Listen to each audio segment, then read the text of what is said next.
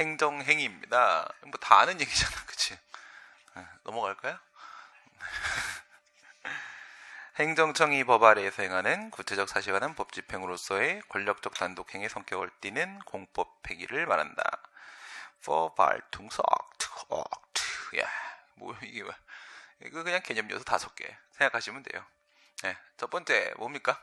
행정청에 행해야 된다. 구체적 사실과는 법 집행해야 된다. 권력적 단독행위 된다. 공법행위 된다. 국민의 권리에 직접적 영향을 미쳐야 된다. 그거죠. 네, 구별 실익입니다. 행정행위에는 특유의 효력들이 있어요. 그렇죠? 공정력이라는 게 있어요. 공정력. 우리만 인정되는 거죠. 우리만. 공정력. 엄연히 위법함에도 불구하고, 그러니까 사법행위라고 하게 되면 공법행위가 아니에요. 또는 공법행위라고 하더라도 공법상 계약 이런 거라고 하게 되면 행정행위가 아니면 위법이면 그냥 무효예요. 위법이면 법에 위반되는데 어떻게 그게 살아있겠어?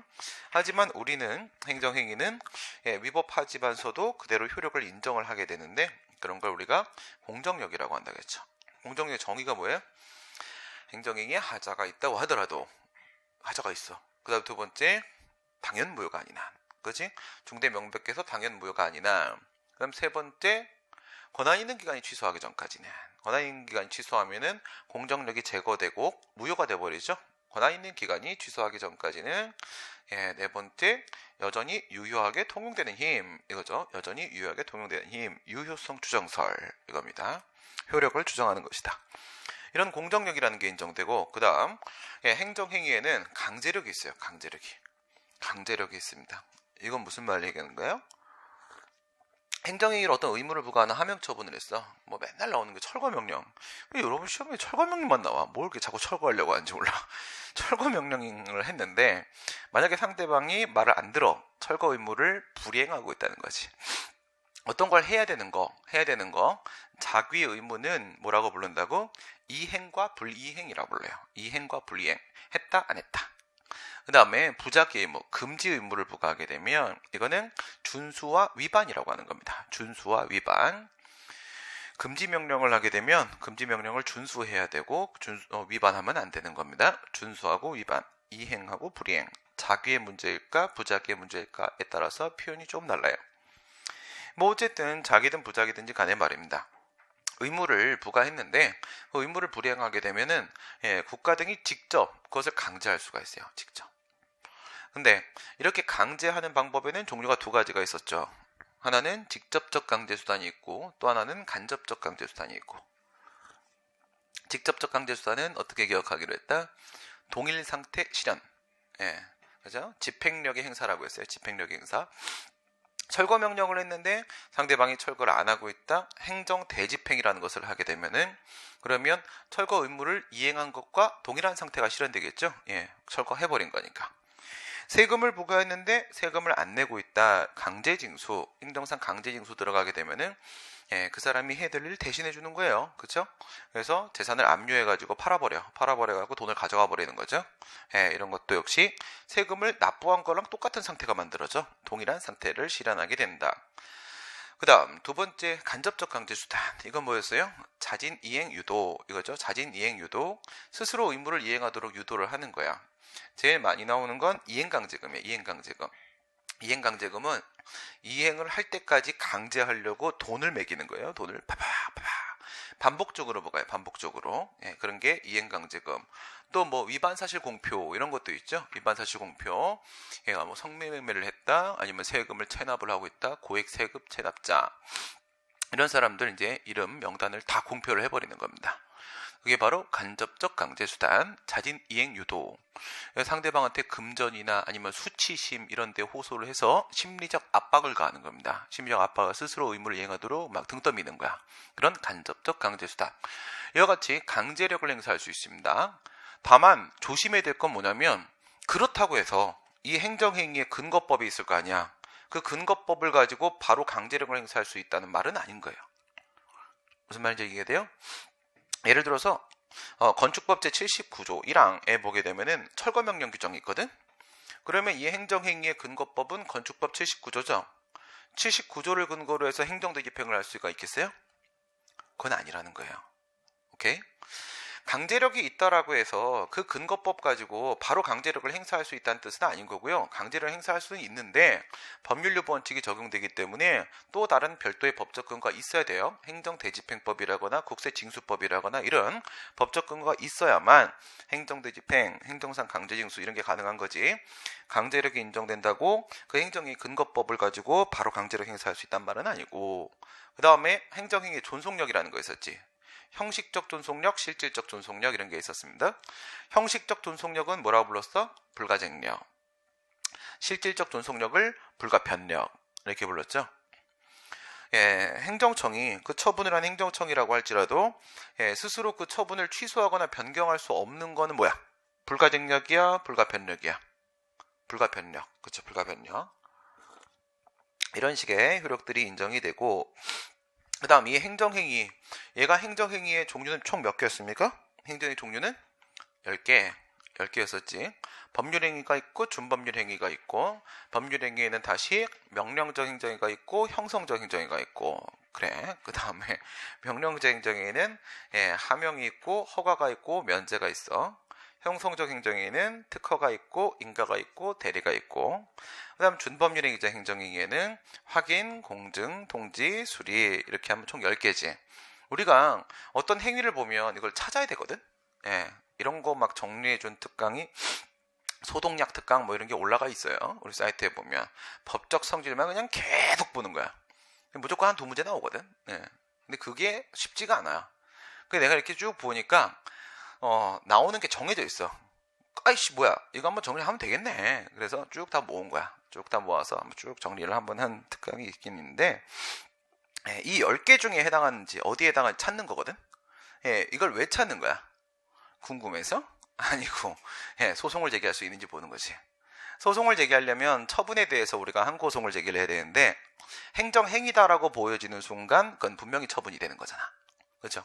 분명히 처분이 되는 거니까 항고송을 제기할 수 있는지 없는지를 파악하기 위해서 행정행위냐 아니냐 이걸 우리가 알아보게 되는 겁니다. 그 다음 불복기간 등의 특수한 제한이 존재하고 있다. 이건 정말 특이한 거죠. 민사소송에서 뭐 시간 지나가지고 소송을 제기하지 못했다 이런 건 없어요. 이런 건 없어요. 물론 민사소송에도 시간이 있어요. 사법상 행위도. 그런 건 뭐예요? 소멸시효.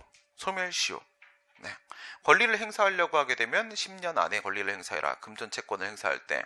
근데 이런 시간, 거기서의 소멸시효에 걸리면은 소송을 못 제기하는 게 아니라 민사소송은 당연히 제기할 수 있어요. 근데 들어가서 기각되는 거야. 들어가서 기각되는 거지 불복기간이 제한을 받는 건 아니에요. 민사소송에는 불복기간 제한이 없어요. 소송 제기 제한 규정이 없습니다. 우리 쪽에는 제소기간, 행정심판 청구기간 이런 제한이 따라붙는다. 다음 넘어가시면 첫 번째, 행정청에 행해야 된다. 행정청이 무엇인지에 대해서는 세 군데 나와 있다고 했어요. 행정소송법에도 있어요. 행정심판법에도 있어요. 행정절차법에도 있어요. 행정소송법은 2조 2항에 있고요.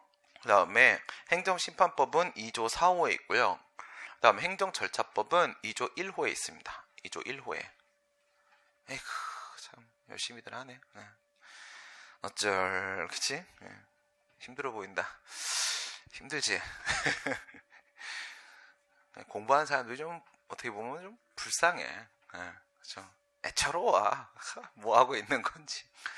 근데 공부해야 됩니다. 공부. 몸 쓰는 거는 한계가 있어요. 그렇죠? 근데 여러분들 몸 쓰는 일을 하게 되면은, 몸 쓰는 그 뭐 직업의 귀천을 얘기하는 게 아니라 몸 쓰는 일을 하게 되면 무슨 문제가 있는지 알아요? 우리는 몸 쓰는 일을 하는 겁니까? 머리 쓰는 일을 하는 겁니까? 강사는. 그래, 난 몸 쓰는 일을 하고 있는 거야. 이 몸 쓰는 일을 하게 되면은 문제가, 내가 아프면 돈을 못 벌어. 대체 인력도 없고 아무것도 없어. 이렇게 되는 거야. 몸이 건강해야지 돈을 벌고 먹고 살지. 그치? 그거예요. 머리 쓰는 일을 하면 그렇진 않아요. 그래서 공부하는 건 좋긴 한데 많이 힘들죠. 행정청. 행정청에 대한 범위 규정이 있고, 그 다음에 정의 규정이 있고, 이렇게 있다고 했잖아. 그쵸? 범위 규정이 있는 게 행정소송법입니다. 심판법하고 절차법은 정의 규정이 있어요. 정의 규정이. 우리가 일반적으로 알고 있는 결정권, 표시권, 이제 막 똑같은 얘기 막 반복되기 시작하지? 이제부터 다 똑같아. 별거 없어. 그래서, 뭐가요? 결정권, 표시권. 의사결정을 하고 그 다음에 의사표시를 할 수 있는 권한을 가지고 있는 행정기관을 우리가 행정청이다 이렇게 말을 하는데, 이거는 강학상 행정청입니다. 좁은 의미 행정청, 협의행정청이라고 했어요. 조직법상 행정청이라고도 해요. 근데 이걸로 끝나는 게 아니라는 거지. 플러스 알파가 있어. 뭐도 있어? 기능적 의미의 행정청이라는 것도 있다. 이걸 보는 순간 우선 기본적으로 뭐가 떠올라야 돼요? 기타 행정주체. 기타 행정주체 기억나요? 국가나 지방자치단체와 같은 본래적 주체로부터 어떤 공무를 위탁받아가지고 그걸 수행하는 애들을 기타 행정주체라고 했지. 걔네들은 그냥 어떤 특징이 있었냐? 별도의 행정기관을 보유하지 못했어. 그러니까 본인이 그냥 행정청이 돼버린다고 했어요. 거기에 어떤 애도 들어가 있어? 공무수탁사인이라는 애도 포함되어 있었죠. 이런 애들이 바로 기능적 의미 행정청. 기능적 의미 행정청. 여기까지 표시해서. 그럼 여기서 이제 여러분들한테 자주 나오는 문제는 뭐냐? 이런 문제가 나와. 건강보험공단이 아니면 뭐 토지공사가 뭐 아니면 근로복지공단이 뭐 아니면 한국전력공사가 아니면 교통안전공단이 이런 애들 있잖아. 그래서 뭐 국민건강보험공단이 나한테 보험료를 부과했어요. 그러면 국민건강보험공단은 행정청입니까? 그렇지. 국민건강보험공단이 소속 직원을 잘랐어요. 해고를 해버렸어요. 그럼 국민건강보험공단 행정청입니까? 자르는 거 행정청일까? 아니야. 그냥 그거는 사기업에서 직원 자르는 거랑 똑같은 거예요. 똑같은 사법상의 행정청 행위도 아니고. 알겠죠? 어떨 때만 행정청이야? 위탁받은 공행정 사무를 수행할 때만, 그 일을 할 때만 행정청인 거야. 근데 그 인사조치라는 건 자기가 직원 뽑고 자르고 하는 거는 자기가 일하려고 사람 필요해서 뽑은 거야. 그거는 위탁받은 공무가 아닌 겁니다. 법에서 그런 걸 왜 위탁해? 그치? 할 일만 위탁하는.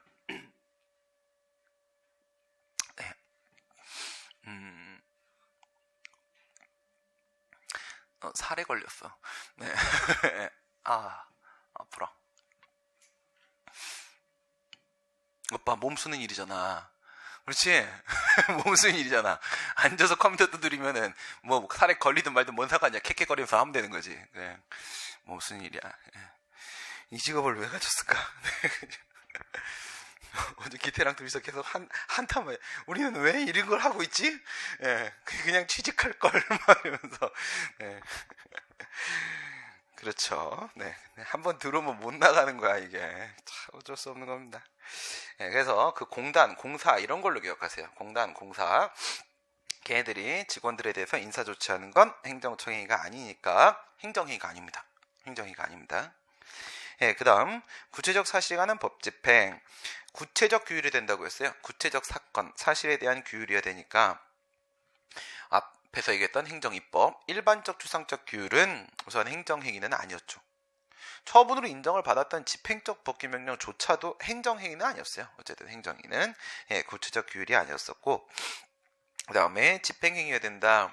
이거는 입법작용과 사법작용은 아니다. 그 얘기겠지 뭐. 그치? 입법작용, 사법작용, 법을 만드는 거, 법제정, 그 다음에 법 선언하는 거, 법을 적용하는 거, 사법작용, 법선언, 이런 것들은 행정행위가 아니다. 그 다음 권력적 행위가 된다. 권력적이라는 것은 뭐랑 똑같은 말? 한쪽이 위에 있다. 한쪽이 위에 있다. 우월적 지위에 있다. 서로 대등한 지위에서 하는 건 아닙니다. 대등한 지위에서 공법상 계약. 공법상 계약. 판례에서 협약 이런 문제가 나오거든요. 협약을 체결하였다. 협약을 체결하였다. 그게 공법상 계약이야. 협약을 체결하였다. 국가가 갑이라는 사람하고 협약을 체결했다. 회사하고 협약을 체결했다. 이러면 그거는 이제 계약을 체결했다라는 뜻인데, 공익 목적으로 계약을 체결한 거기 때문에 공법상 계약. 그런 건 처분이 아니죠. 행정행위가 아닙니다. 그 다음에 단독적 행위에 되는 것이다. 단독적 행위는요, 한쪽에서 일방적으로 결정 내려야 되는 거야. 한쪽에서 상대방의 뭐 동의를 구한다라거나 뭐 의사 합치가 필요한 계약을 한다라거나 이런 것들은 아닙니다. 공법행위해야 됩니다. 공법행위. 아까 건강보험공단이 직원 잘랐어. 그건 여기도 해당 사항이 있죠. 그건 사법행위야. 근로관계는 사법관계입니다. 아무리 그게 공기업이라고 하더라도 근로관계는 사법관계이기 때문에 공법행위가 아니라 사법행위가 됩니다. 근데 공법행위라는 게 공법적 효과를 발생시키는 행위를 말하는 게 아니라 이거는 공법의 근거를 둔 행위를 말하는 것이다 라고 했어요. 공법적 효과가 아니다. 공법적 근거다. 공법적 근거. 국민의 권리임에 대한 직접적 영향을 미쳐야 된다. 이건 두 개로 나눴지? 예, 국민에 대한 행위해야 된다. 그러니까 조직 외부적으로 하는 행위해야 되는 것이고 내부적으로 하는 건 안 돼. 이런 거 어때? 국토교통부 장관이 서울시장한테 자기 업무를 위임을 했어요. 행정행위 아니야. 위임을 했다? 권한위임 얘기하는 거지. 권한위임. 이건 행정행위가 아닐까? 행정행위가 아니죠. 그건 내부행위예요. 조직 내부적으로 기관끼리 권한위임하는 거. 이런 건. 그 다음에 건축허가청이 동작구청장이 이 동작 소방서장한테 이 건물 지어도 될까? 소방법상 괜찮은지 한번 판단해달라. 동의를 구했어. 그럼 동의를 구하는 행위, 동의 행위는 그거는 행정행위가 아니죠. 그것도 조직 내부적 행위야. 그러니까 내부 행위는 행정행위가 아닌 거고요. 그 다음에 권리 의무에 영향을 미쳐야 되는 행위입니다. 권리 의무에 영향을 미친다는 것은 법적 효과를 동반한다 라는 뜻이죠. 법적 효과를 동반한다. 그러니까 법적 행위에 되는 것이지 단순한 사실적 효과만 발생시키는 거 이런 거는 아니다. 사실행위는 이거는 행정행위가 아닙니다. 행정행위 특수성, 법률 적합성 110페이지 가시게 되면 행정행위는 법치행정의 원리에 따라 실체법, 절차법의 엄격한 기속을 받게 된다. 우선 보세요. 얘는 법치행정의 원리 적용받아요. 그러면 사법행위에는 사법관계는 사적자치 원리, 계약자유의 원칙에 적용을 받게 된다. 법치행정의 원리 우리가 잘 알고 있는 거 얘기하는 거예요. 법률의 법규창조력, 법률요구원칙, 법률우연칙 이거 말하는 건데요.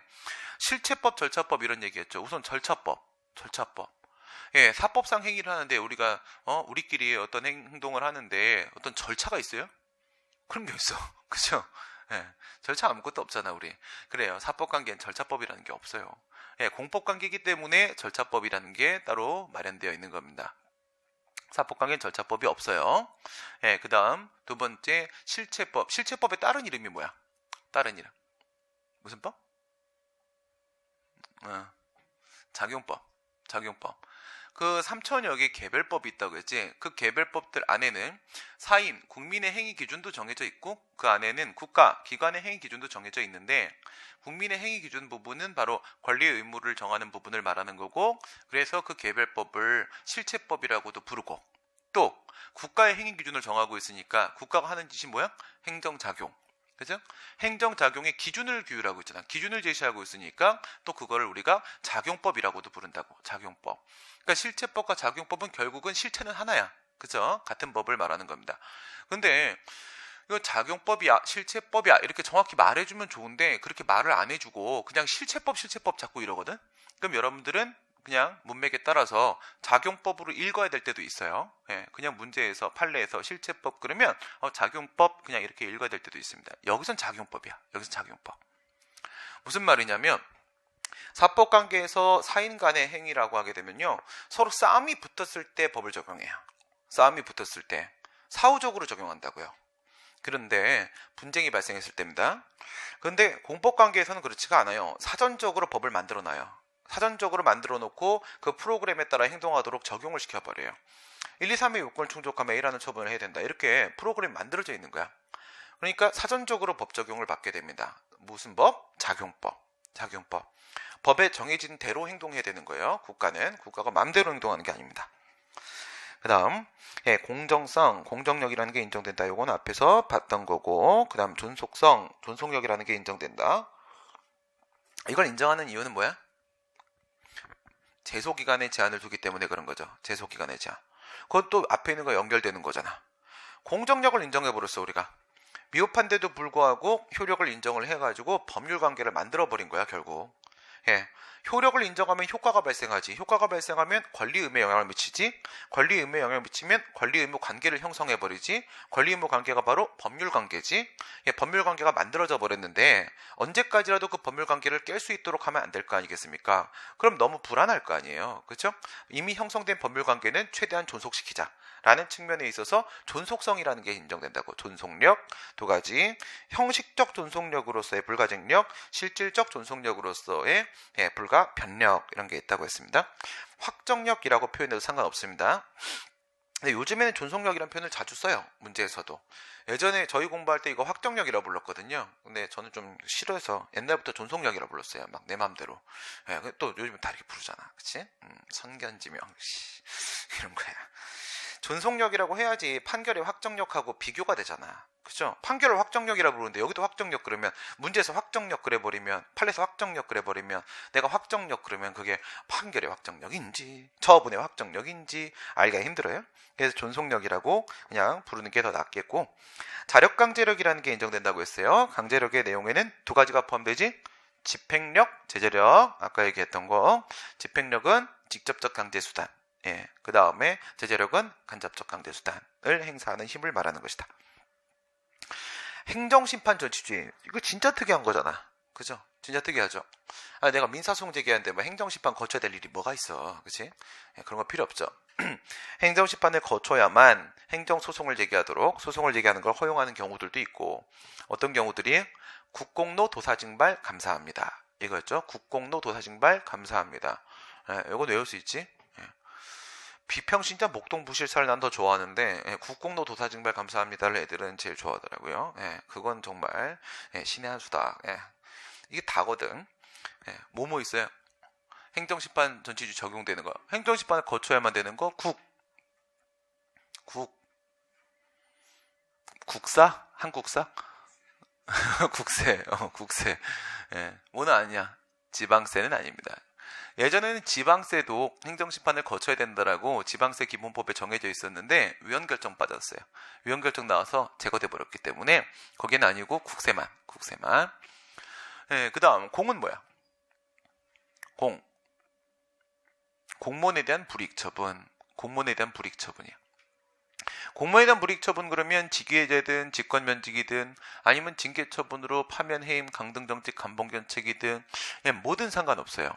뭐든 상관없고, 공무원에게 불이익한 행동을 하면 전부 다 소송 제기하기 전에 무조건 소청심사라는 행정심판을 거쳐야만 됩니다. 그 다음에 노는 뭐야? 지방노동위원회 처분. 지방노동위원회 처분.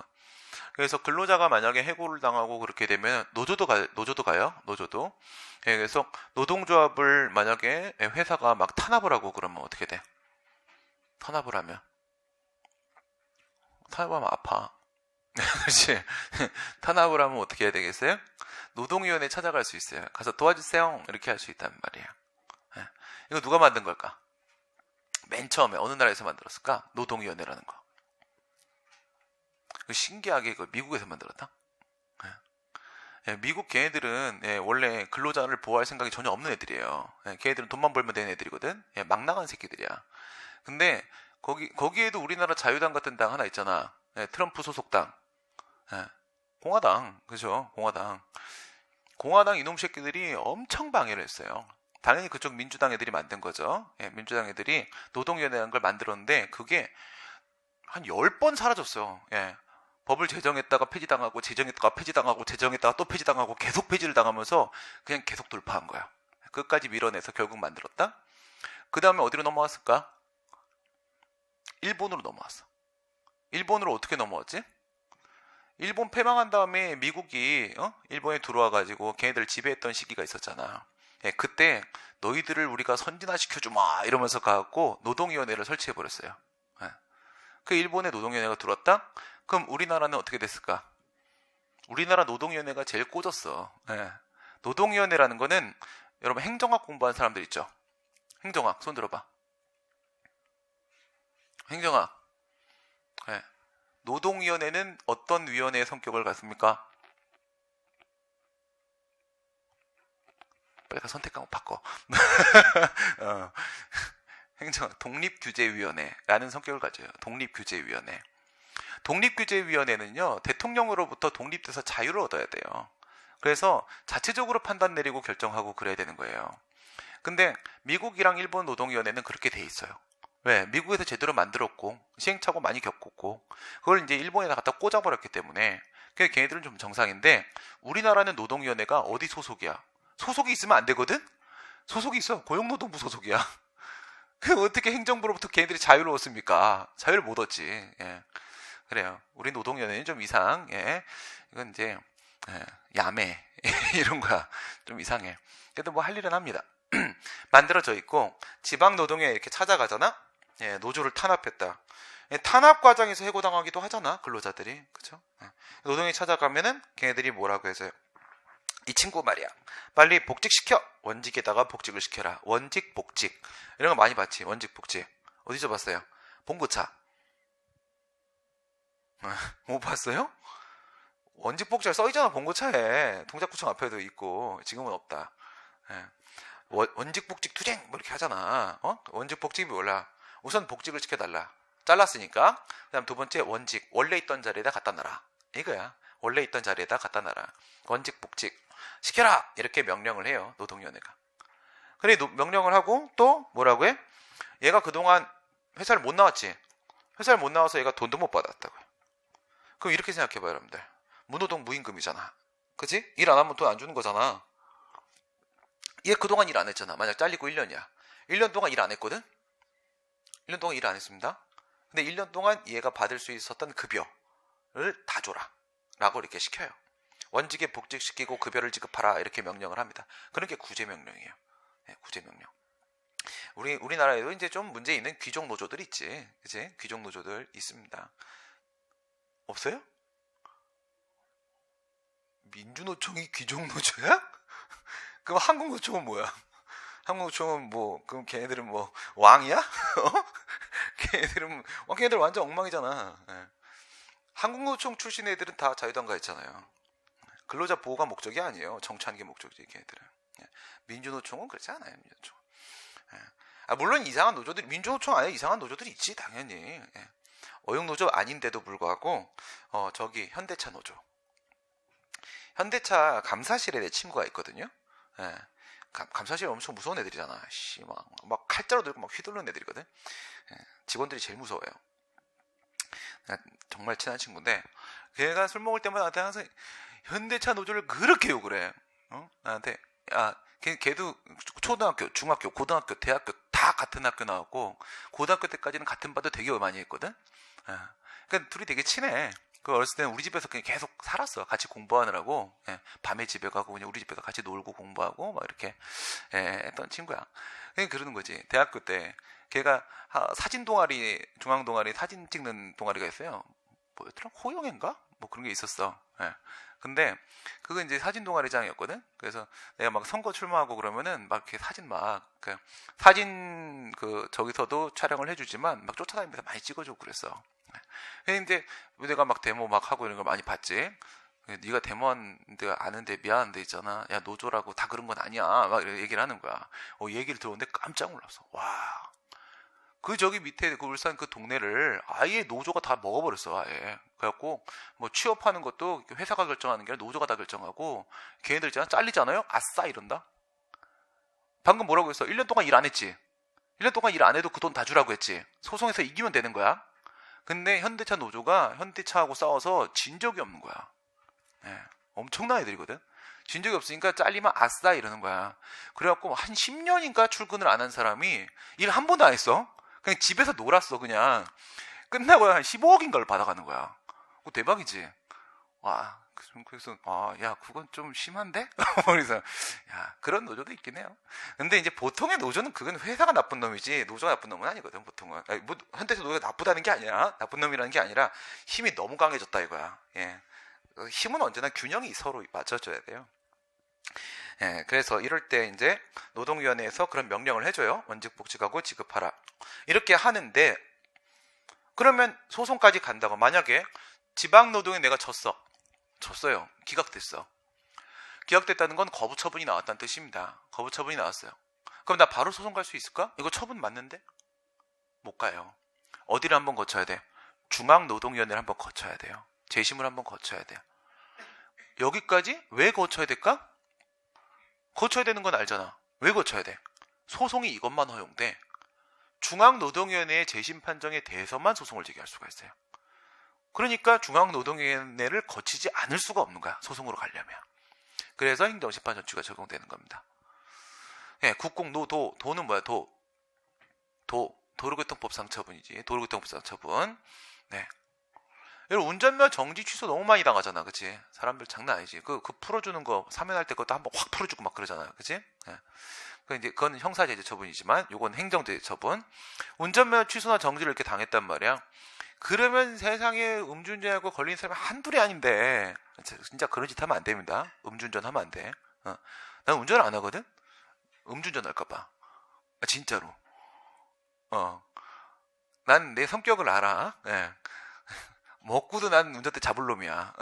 그렇기 때문에 난 아예 안 하는 게 맞는 놈이야. 예, 안 하는 게 맞는. 그러면 정말 안 되는데, 예. 고등학교 졸업하고 나서 친구네 아빠 차 끌고 제 술 엄청 먹은 상태에서 막 돌아다녔어요. 막 과천까지 막 날아다니고 막 쫓아오잖아. 자꾸 궁뎅이 막 흔들면서 가니까 막 쫓아오잖아. 예? 그때 면허도 없었거든. 정말 나쁜 놈이야. 난 내가 나쁜 놈이 알기 때문에 반성을 해. 반성을 하기 때문에 운전을 안 해. 그런 거야. 술 먹고 실수하면 술을 끊는 게 맞는 거야. 그죠? 예. 안 실수해야지. 이런 생각하면 안 돼. 안 실수 못 해. 이 수많은 이 운전면허 정지 취소 처분을 전부 법원으로 가져가면 무슨 일이 돼? 죽어요, 죽어. 그치? 판사들 죽어나가. 그래서 안 됩니다. 그래서 행정심판 반드시 거치라고요. 그 다음에 사는 뭐야? 이 문제도 나왔대? 여러분들한테? 사는 뭐냐면 이거 이름이 이의신청이야. 행정심판이 아니라 이의신청이야. 근데 이거 진짜 이의신청이야. 근데 그거 행정심판 전치주의라고 불러. 신기하죠? 네. 그게 뭐냐면 지방자치법 140조에 그런 내용이 있어요. 저런 거 있잖아. 지방자치단체가 있잖아. 주유소하는 사람들 앞에 도로점용허가를 해줬어. 써라 했단 말이야. 그럼 공짜로 주나? 공짜로 사용하게 해주는 게 아니지. 돈 받지. 도로 점용료라는 걸 받아요. 사용료. 이 사용료와 관련, 왜 이렇게 나한테 사용료를 많이 부과하는 거야? 이렇게 할 때 나 바로 소송 못 가요. 도로 점용료에 대해서 내가 불복을 해서 소송을 제기하려면 반드시 그 지방자치단체장한테 이의 신청을 거쳐야 돼요. 근데 이게 진짜 처분청에 들어가는 이의 신청인데 행정심판이랑 진짜 똑같아요. 내용이 진짜 똑같아요. 그래서 그냥 행정심판 저주에 보통 포함시켜서 얘기를 합니다. 징발은 징발법. 이건 절대 안 나와. 징발법, SUV 얘기하는 거예요. 그죠? 그거는 싸잖아. 예, 큰데 싸. 왜 싸? 전쟁 나면 다 뺏겨요. 예, 전쟁 나면 국가가 다 징발해 갑니다. 그거 다 가져가요. 그리고 이제 보상금 주는 거야. 그래서 나중에 뺏어갈 거기 때문에 그래서 싸게 파는 거야. 일반 승용차보다. 그런 거 안 느껴봤어요? 승용차랑 비교했을 때 이거 좀 가격 균형이 안 맞는데? 이런 느낌 많이 들었을걸? 네. 그래서 나중에 뺏어갈 거기 때문에 그래요. 네, 됐고. 그 다음. 또 특이한 게 뭐가 있냐? 직권심리주의라는 게 있어. 불복귀한 자는 우리가 아까 얘기했고요. 예, 직권심리주의라는 게 있습니다. 직권심리주의는 원래는 우리 재판하려면 어떻게 해야 돼? 원고하고 피고가 주장한 내용에 대해서만 법원이 심리를 하는 거야. 아니 안 그러면 법원이 다 알아서 판단을 해주게 되면 너무 힘들잖아. 예, 그리고 만약에 잘못된 판단 나오면 어떻게 돼? 그 책임 독박 다 써야 되는 거야 법원이. 그게 아니고 주장한 거에 대해서만 재판을 해주는 건데 우리 행정소송은 그렇지 않아요. 우리 행정소송은 주장하지 않은 사실에 대해서도 심리를 할 수 있는 경우들이 있어요. 이유가 뭔데? 이유가 공법관계 문제여서 그래. 공법관계 문제여서 우리 같은 경우에는 무엇이 진실인지를 꼭 밝혀야 돼요. 행정소송은 무엇이 진실인지를 꼭 밝히고 정의를 실현시켜야 되는 겁니다. 민사관계랑은 좀 다르다고 했어요. 그죠? 이런 특징들이 있습니다. 사정판결, 사정재결 이런 게 있죠. 이건 또 뭐하는 짓이야? 이건 또 거꾸로 뛰지. 거꾸로 튀어. 무엇이 진실인지 밝히고 무엇이 적법인지 밝히자고 해놓고 나서 직권심리에 완전히 반대로 뛰어도 사정판결. 이거는 엄연히 위법인데 제거를 안 해. 그냥 사정 봐주는 거야. 사정 변경이 발생을 하게 되면 그 사정을 반영해가지고 판결을 내려요. 그냥 처분을 유지해버리는 거야. 위법인데도 처분을 제거 안 하고 유지하는 그런 사정 판결. 이런 것도 있다. 됐습니다. 넘어가 보시고 행정행위 분류. 별것도 아닌데 문제가 간혹 나오니까 볼까요? 우선 우리가 기본적으로 알고 있는 건 법률행위, 준법률행위죠. 차이점은 행정청의 의사작용이 개입되냐 안 개입되냐라는 문제죠. 의사작용이 개입되냐 안 개입되냐. 개입되면 법률행위고 안 개입되면 그러면 준법률행위고 이렇게 나눠지겠죠. 행정의 개수 몇 개? 6개, 4개. 6개, 4개. 그치? 그 다음에 일방적인 게 있고 쌍방적인 게 있다. 쌍방적이라는 것은요, 상대방 국민의 역할이 좀 있어요. 가장 기본적인 건 신청이 필요한 것들. 신청이 있어야만 가능한 거.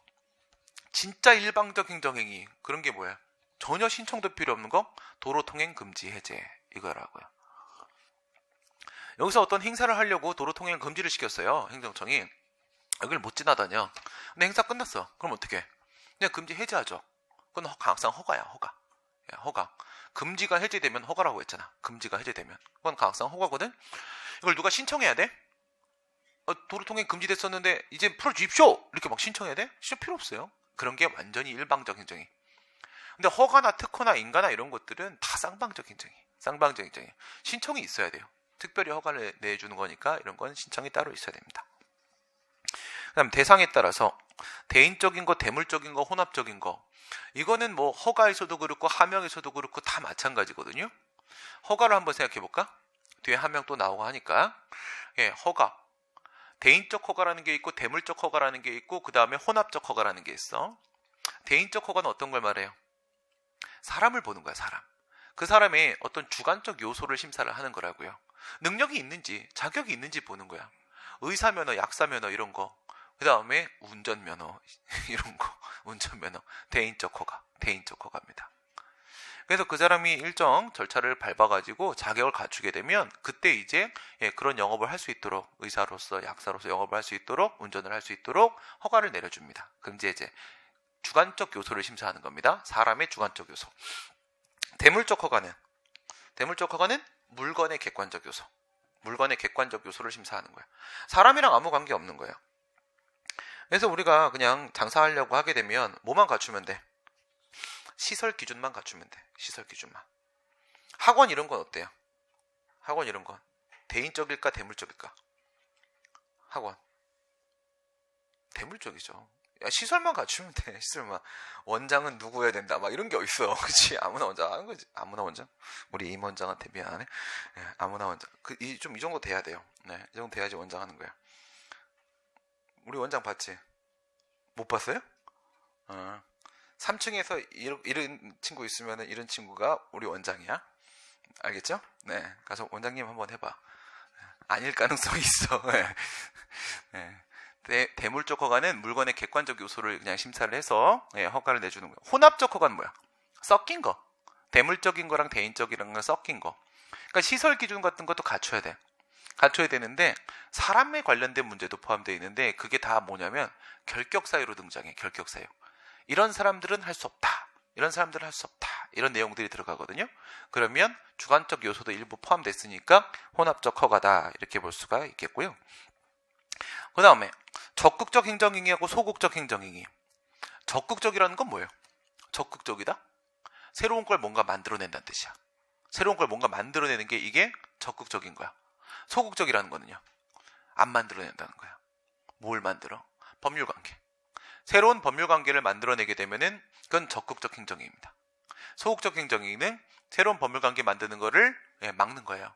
거부처분 얘기하는 거죠. 그러면 허가처분을 내주게 되면 허가처분을 내줬어요. 그건 적극적 행정행위야? 아니면 소극적 행정행위야? 적극적이죠. 상대방한테 뭐 건축권, 영업권 이런 것들을 새로 만들어준 거야. 거부처분은 소극적 행정이고, 그다음 이 적극적 처분인지 소극적 처분이 되게 중요한 겁니다. 되게 중요한 부분이에요. 그다음 개별적 행정행위하고 일반적 행정행위가 있다. 개별적이라는 거, 일반적이라는 건 사람을 가지고 얘기하는 거죠. 사람을 기준으로 했을 때 특정 가능한 집단이라고 얘기하게 되면 특정 가능한 집단이 여부는 뭘 가지고 판단해? 편입과 이탈, 들어오고 나가고. 그지? 들어오고 나가고가 자유로워 버리게 되면은 여기까지야 라고 말을 할 수가 없죠. 그러면 일반적이죠. 네. 그래서 일반적 처분, 개별적 처분 요것도 잘 기억해 놓으셔야 되고. 그 다음에 수익 침익이 있지. 이건 항상 누구를 기준으로 하는 거야? 수익 침익은 상대방. 오, 되게 열심히 하네. 네. 어디서 과외 받았어? 내가 너무 잘 가르쳤어? 알겠어. 이런 얘기할 때마다 안 좋은 표정을 짓는 사람들이 있어. 봅시다. 상대방한테 수익적이야. 근데 상대방한테 침익적이야. 그 다음에 복효라는 게 있었죠. 복효. 복효라는 건 복수효과, 수익적 효과, 침익적 효과가 다 있는 거지. 이 안에 뭐가 포함돼? 제3자효가 포함되고 혼효가 포함되지. 혼합효. 제3자효, 혼합효. 제3자효 행정행위, 혼효적 행정행위, 혼합효적 행정행위, 이런 게 있죠. 둘의 차이는 제3자의 행정행위는 제3자가 개입되는 거야. 그래서 상대방한테 제3자한테 한쪽에는 수익적이고 한쪽에는 침익적이고 이렇게 되는 거고, 그 다음 혼합효, 혼효적 행정, 이건 뭐야? 한 사람, 상대방한테 수익과 침익이 동시에 발생하는데, 이건 뭐 얘가 부관부 행정이 밖에 없어. 부관부 행정이 부관 붙이는 거지, 부관. 그래서 허가를 내주면서 부관을 붙여버리게 되면 허가 부분에서는 수익적 효과가, 부관 부분에서는 침익적 효과가 동시 발생을 하는 겁니다, 한 사람한테. 기속행위, 재량행위, 이거는 법률 요건 부분이었어, 법률 효과 부분이었어? 법률 효과 부분. 요건 부분에서 재량이 인정되면 그런 걸 뭐라 불러? 요건 부분에도 재량이 있을 수 있잖아.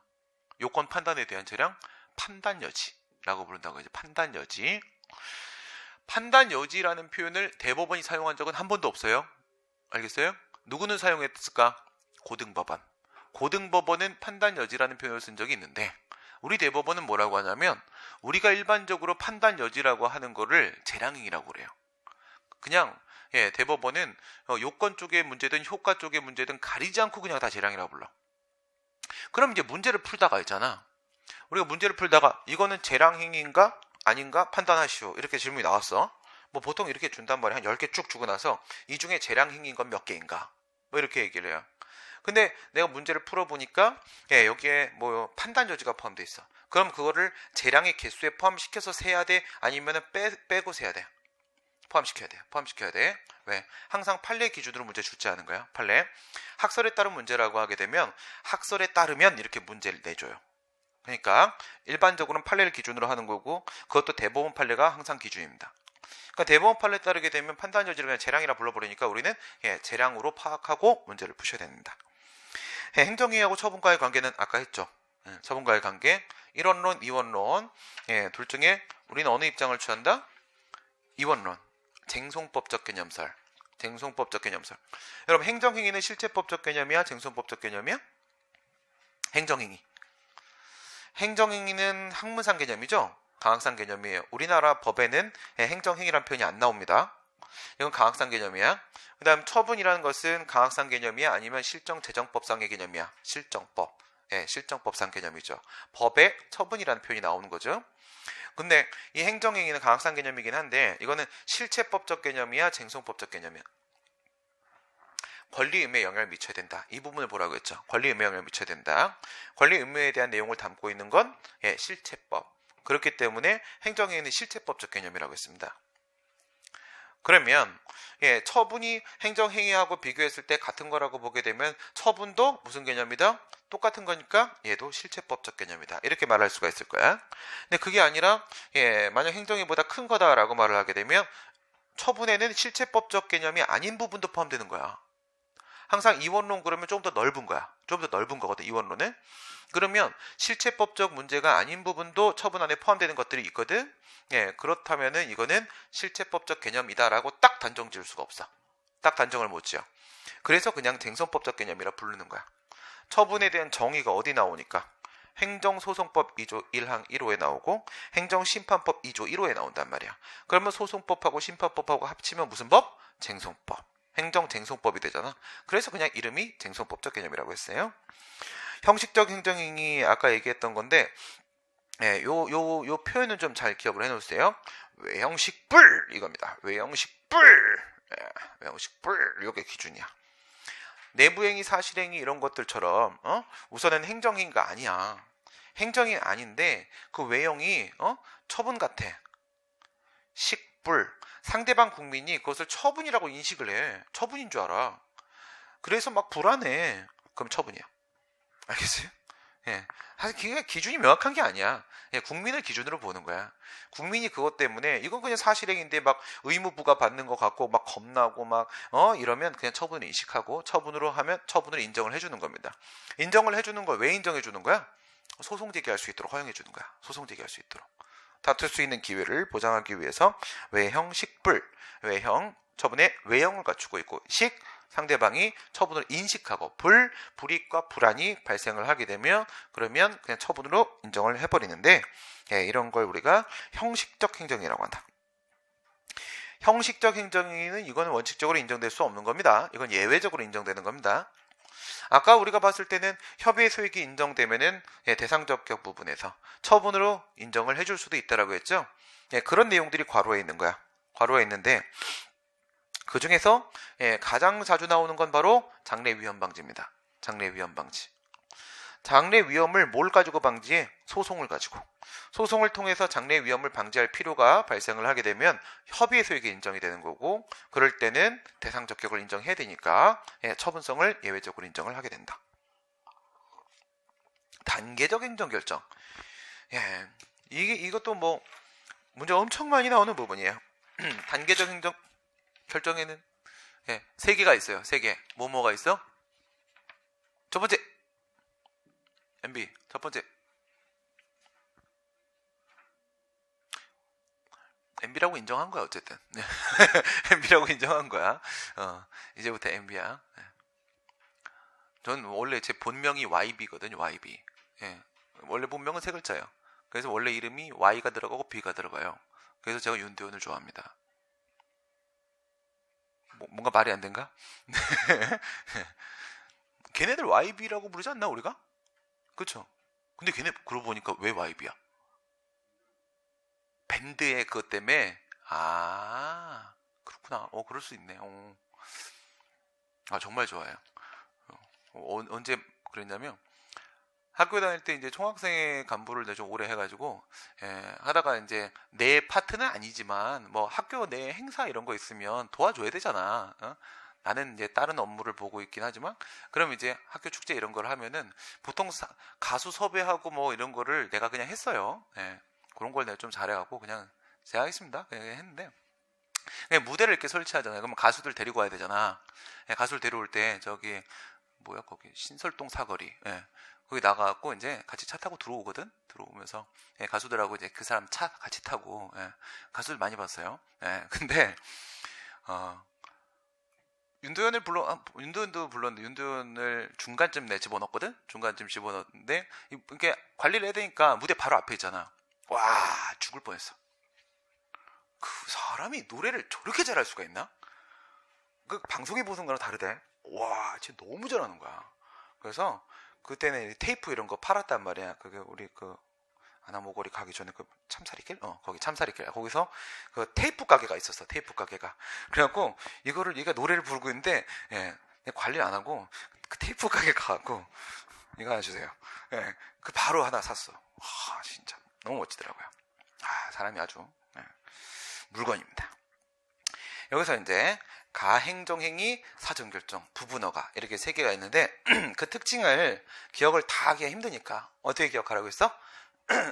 가행정행위는 유보적 임시조치, 유보적 임시조치 이렇게 기억해 놓으시고, 그 다음에 사전결정은 사전적 확인행위, 사전적 확인행위, 그 다음에 부분허가는 부분적 완결허가, 부분적 완결허가. 이렇게 하면 그 특징 다 잡혀요. 유보적 임시조치. 왜 유보적 임시조치인가 한번 볼까요? 사실관계나 법률관계에 대한 계속적 심사를 유보합니다. 그러니까 사실은 하고 싶은 행정행위가 따로 있어요. 직권면직을 하고 싶어. 얘를 자르고 싶어요. 징계처분을 하고 싶어. 혼내주고 싶어요. 그런데 아직 판단이 정확히 안 쓰는 거야. 그럴 때 우선 임시적으로 가행정행위래요. 직위해제 같은 걸 하는 거야. 직위해제 같은 걸.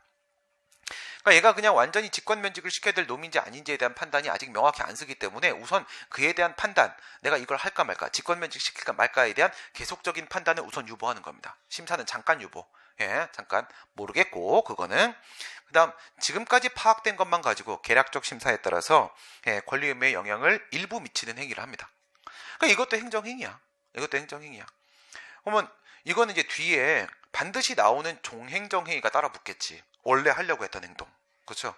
종행정의가 따라 붙는데 그 종행정의가 나올 때까지만 권리의무에 영향을 미치는 거야. 나올 때까지. 하지만 어쨌든 그 범위 안에서는, 그 시간적 범위 안에서는 권리의무에 영향을 미치는 건 맞잖아. 그래서 이것도 처분 맞습니다. 행정행위로 봅니다. 판례를 한번 보세요. 직위해제라는 걸 한다고. 직위해제는 지위 동그라미 직위 X 이거라고 했죠. 공무원의 지위는 그대로 유지를 하면서 공무원의 직위만 박탈, 해면시키는 것이 바로 직위 해제입니다. 직위만 해제시키는 거야. 직위만. 지위는 유지하는 겁니다. 공무원의 신분관계는 그대로 존속시키면서 이게 뭐야? 지위는 유지, 지위 동그라미. 그 직위를 부여하지 아니하는 처분이라고 하고, 예, 판례가 이렇게 말을 한 겁니다. 직위 X 이렇게 했단 말이에요. 국가공무원법상 73조의 3인데 직위 해제는 일반적으로 공무원이 직무수행 능력이 부족하거나 직무수행 능력이 부족하면 직위 해제를 합니다. 왜? 얘 좀 훈련 좀 시키려고. 교육 훈련 좀 시켜야지. 네. 그 왜 하는 건지 모르겠죠. 그죠? 군대에서 교육 훈련하면 뭐가 됩니까? 하나도 거기 효과를 느낀 적이 없어요. 그죠? 자꾸 방독물 썼다 벗었다 하는데, 그죠? 숨 안 쉬어지게 미치게 되시. 왜 하는 짓인지 알 수가 없어. 밖에 나오면 좋은 거 많잖아. 그 좋은 거 사주면 되지. 그걸 왜 끈을 묶고 자빠지는 거지? 이해가 안 되지. 그죠? 그건 또 여기 풀렸다고 막 뭐라고 하고, 그치? 이거 밖에 나오면 뭐예요? 싸제는 팍 하면 탁 되잖아. 그치? 쑥 바뀌어지고. 그 좋은 거 사주지. 뭘 그런 걸. 이상한, 이거 쓸데없는 짓을 자꾸 해. 그 다음, 성적이 극히 불량한 경우, 요까지 한 번에 가시고, 그 다음, 징계 절차가 진행 중인 경우. 징계 절차가 진행 중이다. 징계위원회 회부를 했다라는 뜻이야. 징계위원회 회부. 그 징계 요구권자가, 그러니까 일반적으로 그냥 임용권자입니다. 네.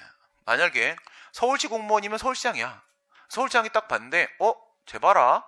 문제가 있어 보이는데, 예, 징계 사유가 있다라고 판단이 들잖아? 그럼 징계위원회 회부를 해야 돼요. 회부를 할 수 있어요? 회부를 해야 돼요. 알겠습니까? 회부를 안 하면 안 됩니다. 징계 사유를 인지하게 되면 인지하자마자 바로 징계위원회에 회부를 해야 되는 겁니다. 이건 의무사항이에요. 회부를 하게 되면 이제 징계위원회에 넘어가 있지. 징계위원회는 이 친구를 징계를 할 것인지 말 것인지, 그리고 징계를 한다면 뭐로 할 것인지에 대한 결정을 내려주는데, 징계위원회는 행정청일 거 아닐까? 징계위원회 행정청이 아니야.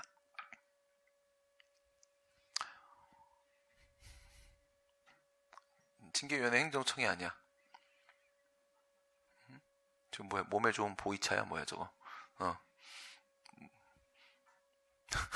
와, 저 컵이 더 신기하다. 무슨 미사일 같이 생겼네. 오, 무기인데? 괜찮은데? 징계위원회는 행정청이 아니에요. 왜냐하면 징계위원회는 그냥 단순한 내부적 의결기관이야.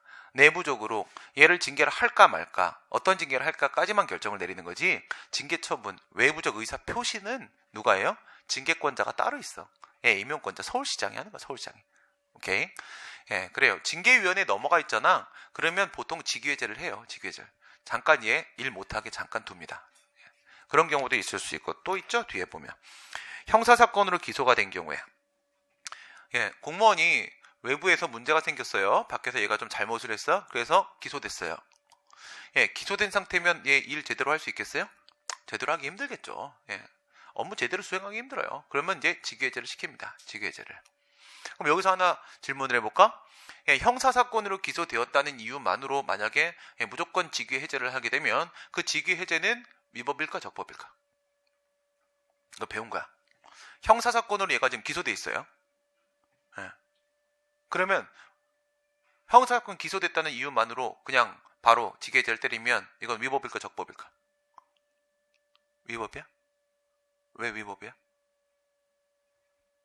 만으로라고 했으니까. 만으로. 무슨 말인지 알겠어요? 직위해제를 할 수 있는 거예요. 이건 재량이거든요. 예, 직위해제를 해야만 하는 건 아니란 말이야. 이런 사유들이 발생했을 때. 할 수 있는데, 그럼 재량이니까 할 건지 말 건지 판단 내려야 될 거 아니에요. 재량권 행사를 해야 될 거 아니야. 재량권 행사를 한다는 것은 이익 형량을 하는 거라고 했죠. 네. 그럼 재량권 행사를 한다는 것은 뭘 판단하는 거냐면 얘가 정상적으로 공정하게 업무를 수행할 수 있는 상태에 있는지 아닌지를 봐야 되는 거야. 근데 형사사건이 기소되어서도 얘가 정상적으로 업무 수행할 수도 있는 거잖아. 예. 엄청 탁월한 친구야. 막 그런 거 아니야. 막 얘는 막 소송을 막 발가락으로 드리블해. 이씨. 막 이러면 그냥 출근해서 일할 수 있잖아. 그럼 직위해제하면 안 되는 겁니다. 공정한 업무 수행을 할 수 있는지 없는지에 대한 재량권 행사를 안 했기 때문에 그래서 위법이 되는 거예요. 우리 재량의 하자 사유 뭐뭐 있었습니까? 1번, 2번, 3번, 4번. 첫 번째, 재량의 네. 영으로의 수축 위반. 재량의 영으로의 수축 위반. 두 번째는 재량의 불행사 혜택. 세 번째, 재량의 일탈. 네 번째 재량의 남용. 이렇게 가는 거라고 했지. 재량의 영으로 수축이라는 것은 법률상으로는 분명히 재량행위예요. 예, 법률상으로는 재량행위인데 이 사건에 있어서만큼은 기속행위로 파악을 해야 될 때, 재량이 영으로 수축되었을 때, 그런데 그 수축된 방향과 다른 방향의 처분을 하게 되면 이거는 재량의 영으로의 수축 위반으로 재량의 하자가 인정될 수가 있어요. 그 다음 두 번째 재량의 해태는 재량의 불행사 해태. 정확하게는 불행사하고 해태는 좀 다른 거야. 불행사하고 해태 어떤 차이가 있어요? 불행사는 재량권 행사를 전혀 안 했다는 거예요. 해태는 하기는 했는데 상당히 중요한 관계 이익을 누락시켜 놓고 이익 형량을 했다는 겁니다. 근데 보통 이제 왔다 갔다 해. 혼용하거든. 예, 재량의 불행사 혜택. 그 다음 재량 일탈은 6개월의 범위 내에서 영업정지를 할 수가 있는데 7개월 영업정지를 했다. 법률에서 6개월 안에서만 영업정지할 수 있다고 써 있는데 7개월 했어. 그러면 예, 재량의 외적 한계를 일탈해버린 거야. 이럴 때 우리 재량의 일탈이라고 한다고. 6개월의 범위 내에서 영업정지를 할 수 있는데 6개월의 범위 내에서 하긴 했어. 근데 불문법상 뭐 비례원칙상 얘한테는 2개월 하는 게 맞는 거야. 2개월 하는 게 가장 적정한데 얘한테 몇 개월 할래? 3개월 한 거야. 그러면 6개월 안쪽이니까 재량의 일탈은 아닌데 재량의 남용에 해당하게. 그럼 방금 전에 이건 뭐야? 형사사건으로 기소되었다는 사실만으로 직위해제를 했어. 그럼 어디에 걸렸어? 1번, 2번, 3번, 4번. 2번에 걸렸지. 재량의 불행사. 오케이? 재량의 불행사. 전혀 재량권 행사를 함이 없이 직위해제를 해버렸다. 그 다음 넘어가봐. 예, 공무원의 장래에 있어서 계속 직무를 담당해야 한다면 예상되는 업무상의 장애 등을 예방하기 위해서 정상적인 업무 수행이 불가한 상황, 그런 상황을 예방하기 위해서 일시적으로 당해 공무원에게 일시적으로, 임시적으로 직위를 부여하지 아니함으로써 직무에 종사하지 못하고 출근 안 하고 일을 안 하게 잠정적인 조치로서의 보직 해제를 하는 것이 바로 직해제다. 얘는 뭐가 아니라고? 징벌적 제재로서의 징계다 아니다? 징계는 6개밖에 없어. 징계는 파면, 해임, 강등, 정직, 감봉견책 이거 6개밖에 없는 거야. 거기서 위에 4개가 중징계라고 했지? 밑에 2개가 경징계, 중징계. 처음 딱 나도 받아들였을 때 정직이 중징계인가? 뭐 이런 생각이 들거든. 네, 거기까지 중징계 맞아요. 정직은 중징계입니다. 네. 어디까지? 파면, 해임, 강등, 정직까지가 중징계. 거기까지 중징계. 나머지 감봉견책은 경징계. 예, 가행정의는 처분입니다. 처분이고요. 그 다음에 사전결정입니다. 사전결정. 예, 최종적인 결정을 내리기 전에 사전적 단계에서 뭐예요? 밑줄. 일부 요건 이거죠. 일부 요건에 대해서 사전적으로 종국적으로 판단을 내리는 거야. 일부 요건에 대해서. 그러니까 1, 2, 3의 요건을 갖추면 A라는 허가 처분을 하기로 돼 있어, 법에. 근데 얘가 1이라는 요건은 갖추었다라고 행정청이 확인을 해주면 그게 바로 사전결정이야. 왜 사전결정이 되는 거고 왜 이게 처분이 되는 거고 그런 걸까? 이게 이런 거야. 나중에 야, 너 1 요건 잘 갖춰왔다. 이게 확인을 해줬는데 나중에 갖고 최종적인 허가를 할까 말까 판단을 내리면서 너 1번 요건 못 갖췄기 때문에 거부해. 이러면 안 돼. 안 됩니다. 예, 전에 내렸던 사전결정 판단에 모순 저촉되는 판단은 내릴 수가 없어요. 그러면 그거 다 무효예요. 그럼 이거 의미 있는 거 맞잖아. 의미 있는 거 맞죠. 예, 그거예요. 쉽게 말하고 이런 느낌이라고 생각하면 돼요. 여러분 저 요즘에 회계사 애들 시험 볼 때 걔네들 과목별로 통과시키는 거 아시죠? 완전 부럽지. 걔네 과목별로 통과시켜요. 그러니까 이 과목 뭐 점수 넘어가면 이 과목에 대한 합격이야. 이거 다 모으면 돼. 다 모으면 합격이야. 부럽지 않아요? 그치? 아까 하나씩 조지면 되는 거잖아. 하나씩. 예. 이게 시간은 좀 걸리겠지만 하지만 이제 합격 가능성은 상당히 높아지잖아. 괜찮죠. 예. 딴 나라는 그렇게 많이 하는데 우리도 그렇게 하면 되는데 굳이 공무원은 좀 안 맞나? 그렇게 하면 안 맞을 것 같아. 안 맞을 것 같아. 자격사 쪽은 그게 뭐 상관이 없는 건데 공무원을 이렇게 한 과목씩 통과시키면 좀 그렇긴 하네. 예, 사전결정. 사전결정의 대표적인 케이스는 여기에는 폐기물 이것도 있지만 대표적인 케이스는 원자력 발전소야. 발전소를 건설해요. 원자로 건설이라고 얘기하는데 원자력 발전소를 건설합니다. 건설을 하는데, 물론 이제 건설하면 안 되는 거라고 했죠. 예, 원자력 발전소는 원자력 에너지에 힘이 솟는 건 메칸더 부위고, 메칸더 부위 말고는 절대 원자력 건들면 안 돼요. 네, 만들면 안 되고요. 안 돼요. 알겠죠? 안 돼요. 네, 안 되는 걸로 합시다. 네, 안 되는 걸로. 네, 그런 얘기하면 지금 끝이 없어. 네, 안 되는 겁니다. 네, 안 됩니다. 그래서 원자력 발전소를 만드는데 여러분들 그 원자력 발전소 부지에 막 지진 나고 그러면 돼, 안 돼? 난리 나요. 그러면 뭐 돼? 영화 나오잖아요. 영화. 그치? 무슨 영화? 원자력 발전소 일하다가 도망 나오는 영화 있잖아. 어? 맞아, 판도라. 예, 판도라. 그런 거 나오는 거야. 재밌어요. 예, 한번 봐봐요.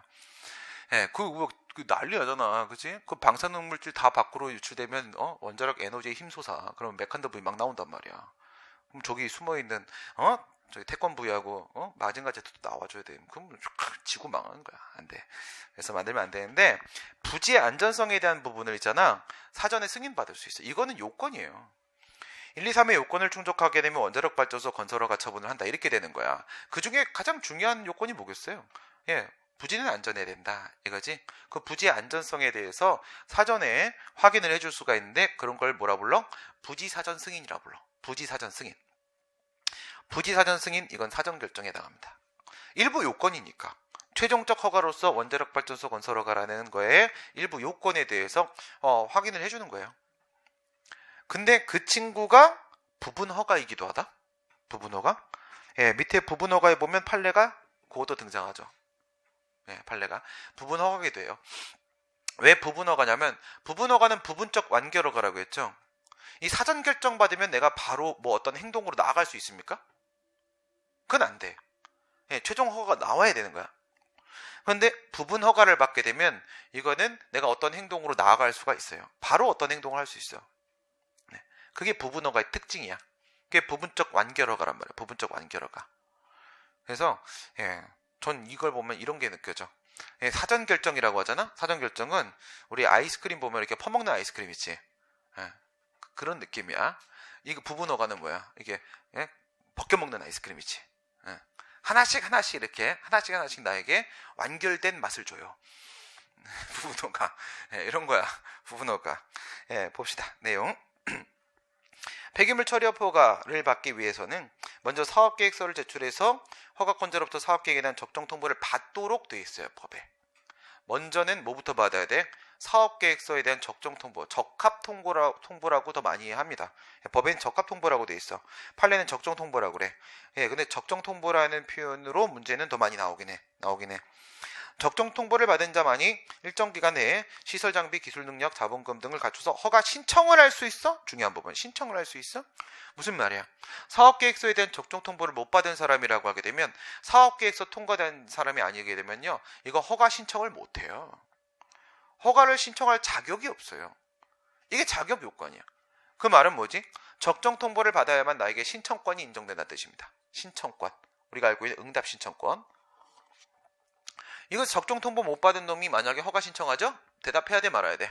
안 해도 돼. 무시해도 됩니다. 그래서 허가를 신청할 수 있고, 결국 부적정 통보는 허가 신청 자체를 제한하는 등, 무슨 말? 부적정 통보를 받게 되면은 허가 신청할 수 있는 자격 자체가 없죠. 그러면 허가가 나올 가능성 있어? 없잖아요. 그 얘기하는 거예요.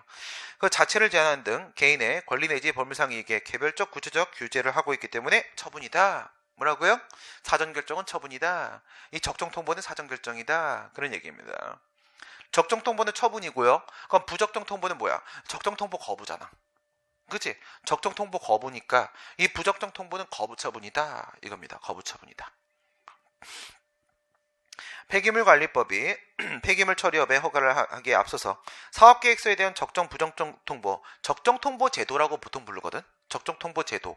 이런 제도를 마련하고 있는 이유는 뭐냐면, 폐기물 처리업을 하고자 하는 자가 스스로 그 시설 등을 설치해서 전부 뭐야? 준비를 다 해온 거야. 근데 이거 허가 받으려고 폐기물 처리소를 준비를 다 끝내잖아? 만약에 이거 하나 준비하는데 50억이 된다고 생각해봐. 50억이 들어. 근데 이 돈 많이 버니까 뭐 투자를 하는 거지. 투자를 했는데 만약에 10개 회사가 만약에 허가 신청을 했다고 생각해보세요. 이런 제도 없는데. 그러면 50억, 500억 들었지. 결국 한 놈만 선정할 거잖아. 그쵸? 한 놈만 선정하는데 나머지 9놈 어떻게 되는 겁니까? 그냥 다 매몰 비용 되는 거잖아. 이거 그냥 사회적 비용이잖아. 그렇죠? 이런 거 막으려고 하는 거예요. 막으려고 이렇게 단계적으로 움직이는 겁니다. 단계적으로. 그래서 시설 등을 다 설치하고 그래서 최종적 허가를 바로 신청하게 해버리면, 그랬다가 허가 단계에서 그 사업계획이 부적정하다고 판명이 돼갖고 만약에 거부를 당하게 버리게 되면, 이건 뭐 사업계획 자체가 잘못된 건데 얘는 뭐 준비부터 한 거잖아. 이거 애당초 안 되는 놈인데, 예, 애당초 안 되는데 이건 뭐야? 나 결격사유 아직 안 풀렸는데 막 공무원 시험 막 겁나 열심히 준비한 거지. 예, 이런 거야, 그렇지? 결격사유 풀리고 시작해야지. 예, 갔다 오신 분들, 예, 아직 안 갔다 왔어요? 갔다 왔으면 기간 제한 있잖아. 기간 제한. 들어갔다 오면 인생에 한 번만 들어가라고 했어요. 2번은 안 돼. 2번은. 네, 2번은. 아니 근데 어저께 요즘 한 3, 4일 뉴스를 못 봐갖고 그랬더니 옆에 있는 이제 내 옆자리 형님 그러는 거야. 요 밑에 교무실에 옆자리 형님. 이종이 나왔어. 이종이 나왔어? 어떻게 나왔어? 나왔어. 이종이 지난번에도 그랬지. 그게 뭐라고 했어요? 같은 방을 쓴 거지. 독방을 안 쓰고 같은 방을 쓰니까 이제 옆에 사람들하고 이제 사람 사는 걸 얘기를 들었다는 거지. 자기도 이제 좀 많이 배웠다, 반성했다, 막 이런 얘기를 하잖아. 어디서 뻥카를 쳐 지금? 지금 형량 줄이려고 지금 장난하는 거잖아 지금. 누가 봐도 뻔한 거. 예. 정말 바뀌었으면 뭐 하겠지, 움직이겠지. 예. 행동하지 않으면 그냥 뻥카 친 거지. 예. 그죠? 근데 가면 좀 많이 배워요. 예. 옆에 형들하고. 저도 많이 배웠어요. 뭐 배웠냐? 모포로 침대 만들기, 막 이런 거. 모포로 침대 만들기. 예, 그 다음에 모포 2개로 3명이 잠자기, 막 이런 거. 막 이런 거. 예, 막 겨울에 많이 춥고 막 그러니까. 그러면 이제 같이 꼭 껴안고 자야 돼. 남자끼리 아주 그냥 더러워, 씨. 그치? 예, 그런 거 많이 배웁니다. 사람 사는 얘기 많이 들어요, 옆에서. 예, 가면 다 억울해. 다 억울해. 그치? 잘못을 인정한 사람 없어. 다 억울해. 난 인정했는데, 난 법 어겼는데. 그런데 예, 뭐 인정하면 어때? 그렇다고 뭐 나가는 시간이 바뀌는 게 없어. 그래서 이렇게 해버리게 되면 허가 단계에 사업계획 부적정하면 애당초 안 되는 건데, 예, 그럼 불허가 되면은 막대한 경제적 시간적 손실을 입게 된다. 이거예요. 사회적 비용이 너무 많이 들잖아. 이런 부분을 막으려고 이를 방지하는 동시에 허가관청으로 하여금 미리 사업계획서를 심사해서 적정 통보 여부를 처분을 하도록 하고, 나중에 허가 단계에서는 뭐만 해? 나머지 별거 아닌 요건만 심사하는 거야. 이거 진짜 별거 아닌 요건이거든. 이건 사업계획서만 통과되면요, 나머지는 일사천리예요.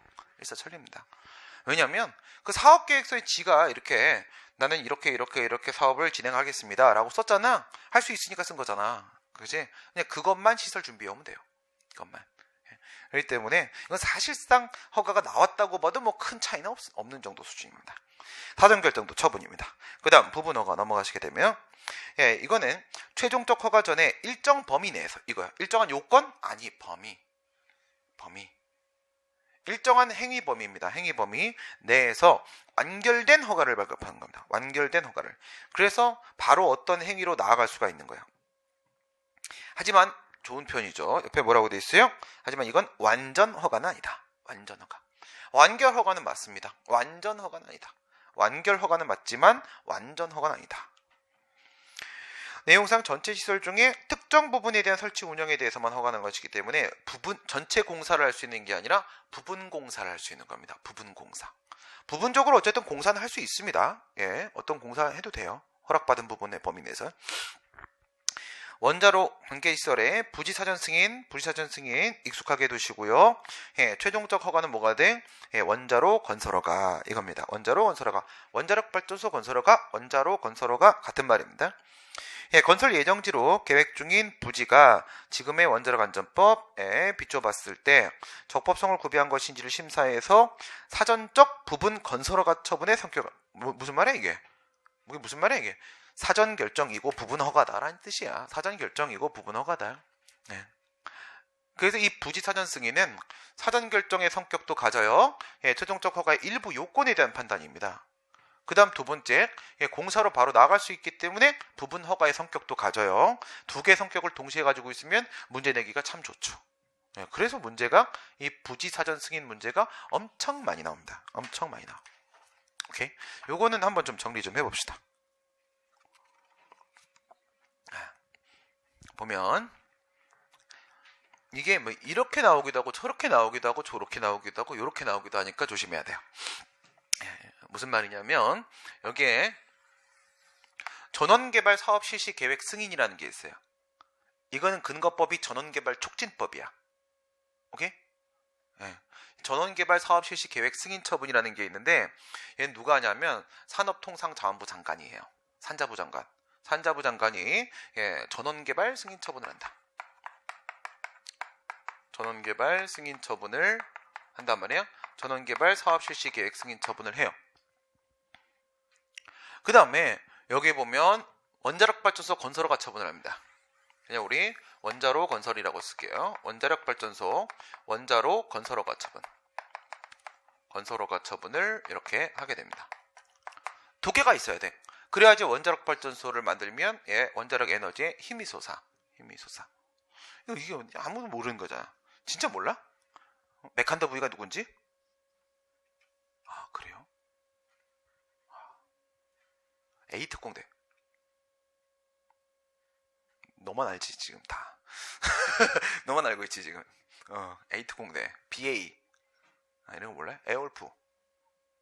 설마 에어울프도 몰라? 아, 여기서 정말 심각한 차이를 느끼기 시작을 하면서 킷 빨리 와줘. 이거 몰래? 이건 알아? 이건 어떻게 알지? 이게 더 옛날 건데? 킷 빨려. 이건 재방송했나 보구나. 네. 원자력 에너지에 힘이 솟아야 되는데 이 원자력 발전소 건설하려면 이거 두 개가 필요해. 두 개가 있어야 돼. 두 개가 있어야 되는데 얘가 소프트웨어. 소프트웨어. 얘가 소프트야. 겁나 소프트해. 얘는 뭐야? 얘는 하드웨어. 하드야, 하드. 아이스크림이 아니고 하드입니다. 소프트웨어는 언제나 특허야. 알겠어요? 소프트웨어. 근데 여러분들이 행정작용의 법적 성질 많이 물어본 다음에 딱 보는 순간 겁나 소프트해 보여. 막 이렇게 소프트웨어 저쪽이잖아. 그런 느낌이 들면 그거 특허야. 알겠어요? 잘 몰라도 그렇게 찍으면 맞아요. 웬만하면. 이게 특허야. 이거는 강학상 특허다. 특허입니다. 그다음 하드웨어 들어가면 하드웨어는 이거 건축 허가랑 똑같이 생각하시면 돼요. 이거는 강학상 이게는 허가예요. 허가. 이거 두 개가 있어야 돼요. 그럼 얘는 뭐냐면 전력 공급을 할 수 있는 권리를 설정받는 거야.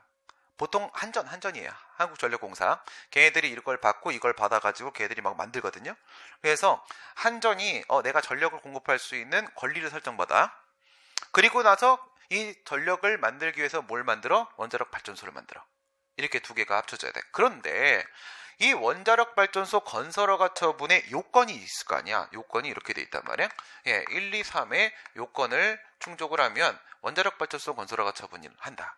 이렇게 써 있는데 거기에서 이 부분 배터리가 없지? 얘가 부지 안전성이야. 얘가 누구라고요? 부지의 안전성. 부지 안전성. 당연히 안전한 부지에다가 건설을 해야 될 거 아니겠습니까? 그런데 이 부지 안전성 이 부분에 대해서 말이야. 이 부분에 대해서 이렇게 하나를 붙여봐. 얘가 부지 사전 승인이에요. 부지 사전 승인. 방금 판례 나왔던 거. 이거 뭐라고요? 사전 결정이고 부분허가고 처분 맞아요? 처분 맞다고 했지. 그치? 처분이라고 했지? 부지 사전 승인 처분입니다. 이 친구는 두 가지의 성격을 갖는다. 첫 번째는 사전 결정. 지금 보이죠? 눈에? 사전 결정? 왜 사전 결정이야? 최종적 허가의 일부 요건에 대한 판단이잖아. 요건. 일부 요건에 대한 판단이지. 그 다음 두 번째 부분허가. 부분허가 얘는 부분공사. 이 부지공사 할 수 있어. 부지공사. 부지공사 먼저 해놔도 돼. 이렇게 돼 있어요. 그럼 지금 여기서 여러분들 행정작용이 몇 개 등장했니? 3개 등장했죠. 하나 전원개발 승인, 하나 부지사전 승인, 하나 원자력 발전소 건설허가. 이렇게 3개 등장했죠. 근거법 체크합니다. 근거법. 여기서부터 여기까지 이 전원개발 승인, 여기서부터 여기까지의 법이 있고, 그 다음에 여기서부터 여기까지의 근거법이 이렇게 있어요. 이 왼쪽에 있는 법이 전원개발 촉진법입니다. 이건 정리를 해놔야지 여러분들이 문제 풀 때 전원개발 촉진법. 이게 근거법이야. 이 승인 처분 나온.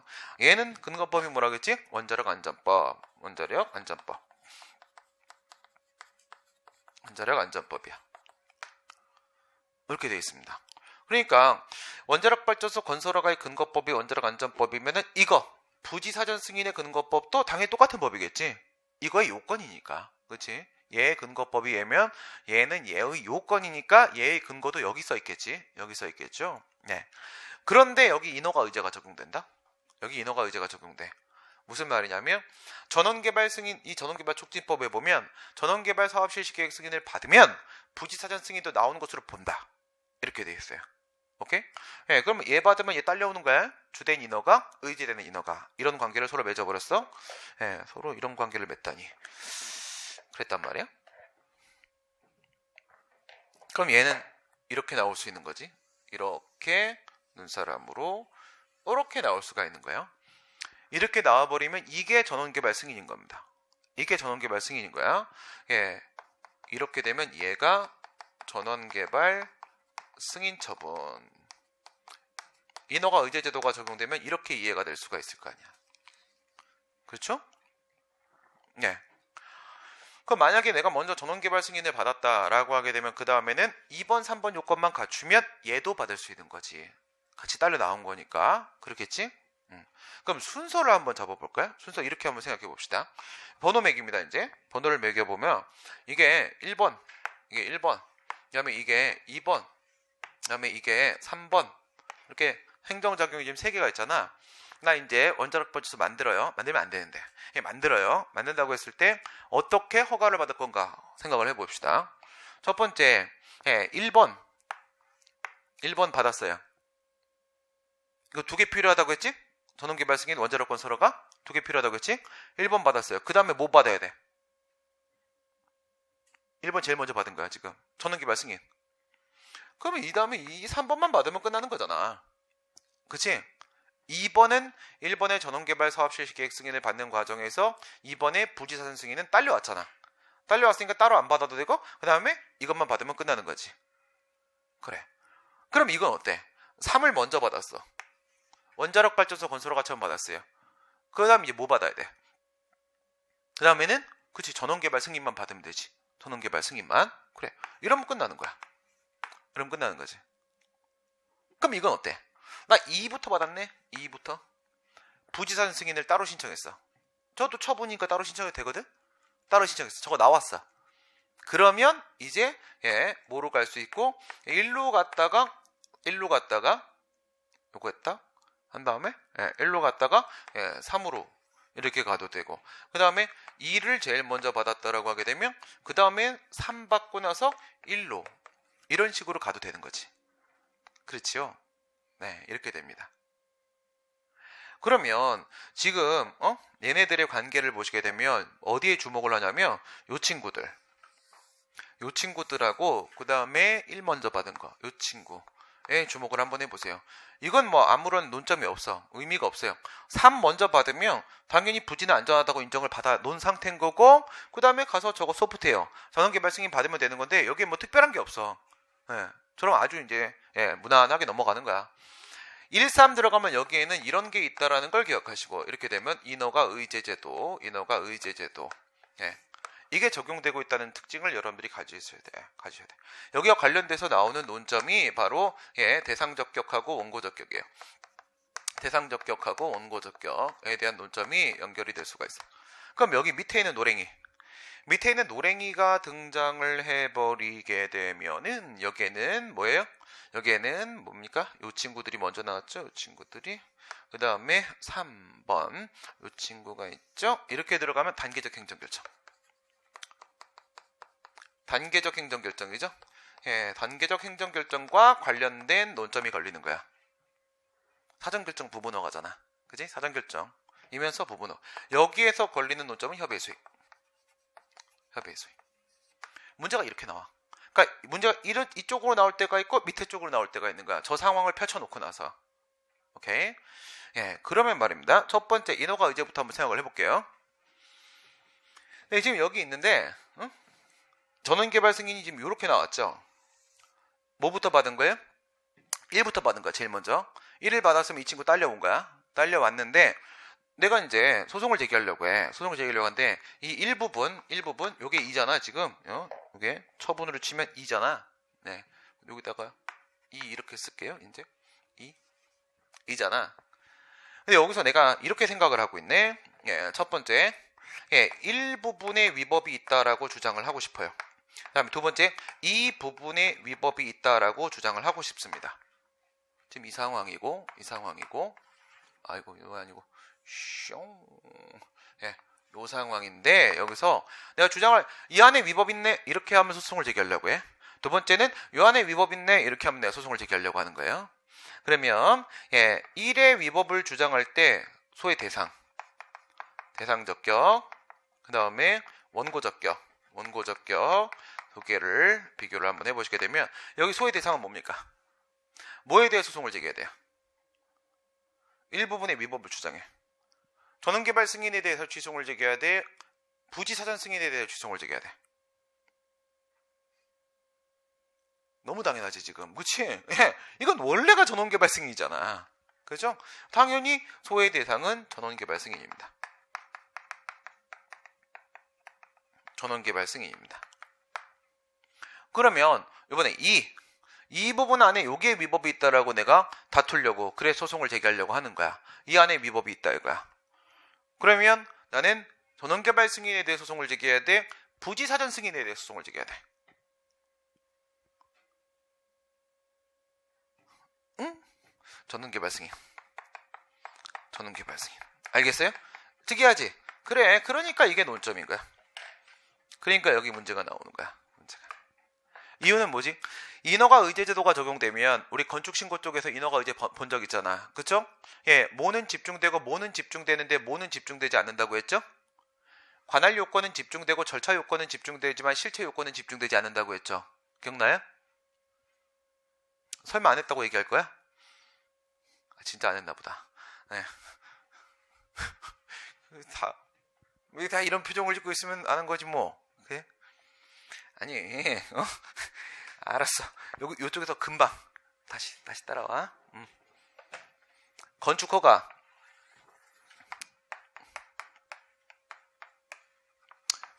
처분이에요. 건축허가 처분. 예, 그런데 여기에 뭐가 있어요? 개발행위 허가. 개발행위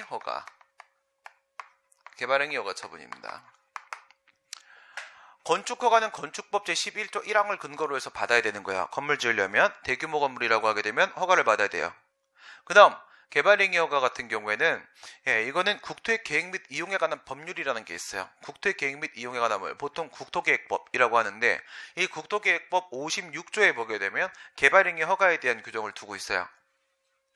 이게 특별히 주변 상황과 아무 문제가 없으면 이럴 땐 건축허가만 받으면 그냥 바로 건물 지을 수 있어요.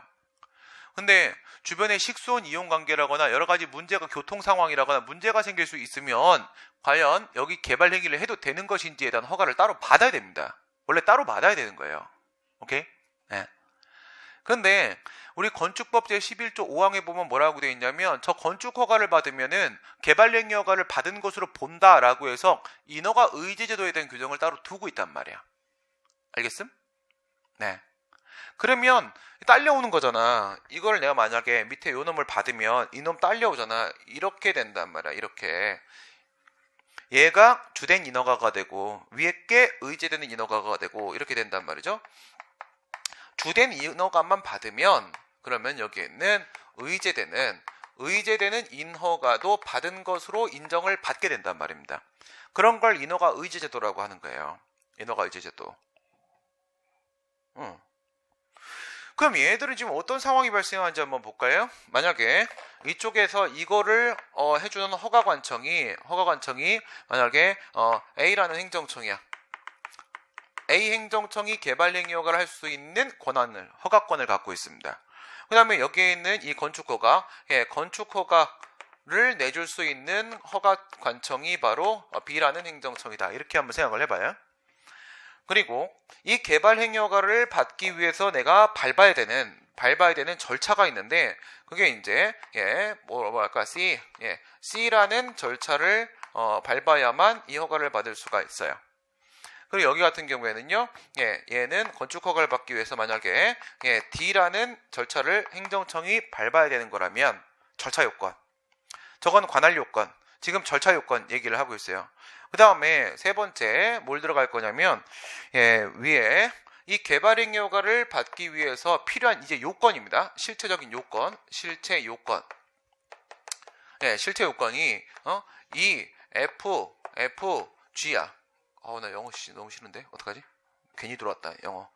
그 다음에 이 건축 허가를 받기 위한 요건, 이 건축 허가를 받기 위한 내용상 요건, 법상의 실체 요건이 G다 뭐지? G, H. 그 다음에 I, J. 욕 자꾸 나오네. 이렇게 돼 있어. 집중이 돼서 폐기가 되냐, 폐기가 되지 않느냐 이걸 보려고 하는 겁니다. 집중이 돼 폐기가 되냐 안 되냐. 지금까지 무슨 말 하는지 모르겠지? 그냥 따라와 계속. 내가 가는 것만 계속 따라오면 돼. 관할 요건. 관할 요건. 이게 관할 집중설이라는 학설이 있어요. 그 다음에 절차 요건, 절차 집중설이라는 학설이 있고, 그 다음에 실체 집중설이라는 학설이 이렇게 있습니다. 그러면 여기서 관할 요건, 그 다음에 절차 요건, 그 다음에 실체 요건 이렇게 하게 되면 얘네들은 뭐라고 하는 거냐면 관할 집중설은 관할만 집중되고 절차나 실체는 집중되지 않는다. 절차 집중설은 관할하고 절차까지 집중이 되고 실체 요건은 집중되지 않는다. 그 다음 실체 집중설은 관할도 절차도 실체도 전부 다 집중이 된다. 이렇게 보는 학설이거든. 인허가 의제제도는 독일에 있는 집중효 제도를 우리가 본따서 만든 거예요. 조금 다른데 그래서 집중효의 범위가 요게 핵심이에요. 과연 얼마큼 집중되는 것인가, 누구에서 누구로 집중이 되는 거야. 이 의제되는 인허가 쪽에서 주된 인허가 쪽으로 이렇게 집중이 되는 거야. 이렇게 집중이 되는 건데 집중이 된다는 것은 그것을 없는 걸로 취급한다는 거야. 일로 집중시키고 이쪽에만 주목하겠다는 거야. 여기만 집중을 하고 그건 폐기시켜버린다는 거야. 저쪽에 있는 거는. 그 말은 뭐냐? 이쪽에 A 행정총의 개발행위 허가에 대한 권한이 없어지고 이쪽으로 집중돼 버린다고. 이쪽으로. 그럼 이 B 행정청이 주된 인허가뿐만 아니라 의제된 인허가도 할 수 있는 권한을 갖게 되는 거야. 이게 관할이 집중된다는 의미인 거야. 관할이 집중된다. 그 다음 두 번째, 절차가 집중된다는 것은 여기에서 원래 밟아야 되는 절차였던 C 절차 안 밟아도 된다는 거야.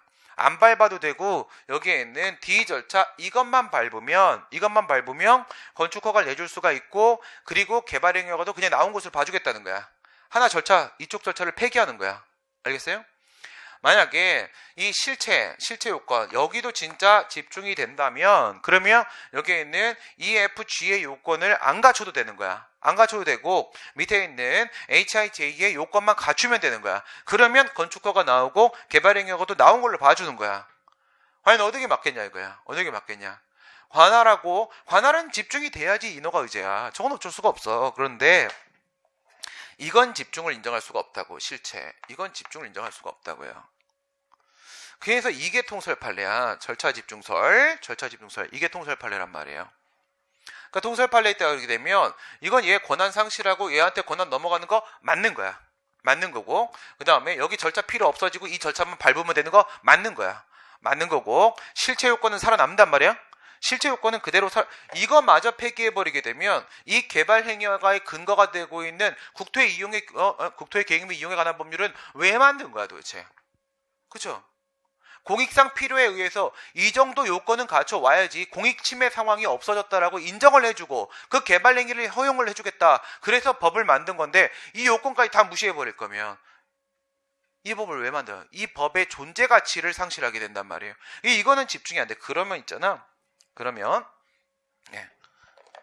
이게 이제 건축허가잖아.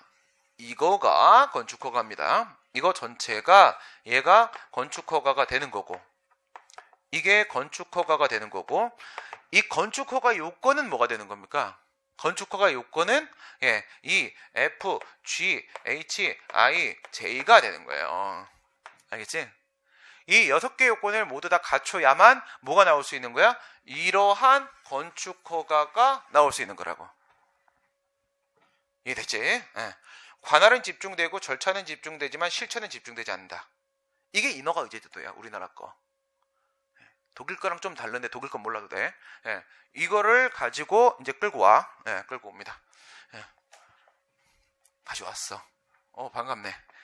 이게 지금 인어가 의제인 거야. 이게 여기 이렇게 인어가 의제도가 됐지. 그러면 이게 주된 인어가인 거야. 그지? 이게 부지사전 승인, 이게 의제되는 인어가가 지금 되고 있는 겁니다. 오케이. 그러면 내가 지금 저 2번에 의제되는 인어가 안에 들어있는 위법을 주장을 하고 싶어.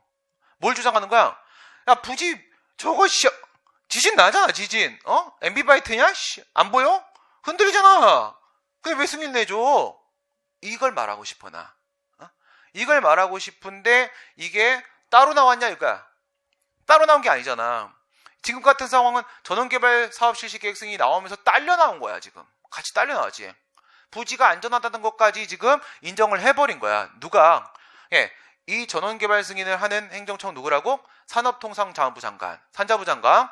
그 다음에 여기에 있는 부지사전 승인이나 아니면 원자력 발전소 건설허가 처분을 해주는 건 원자력 안전위원회야. 원자력 안전위원회가 행정청이거든.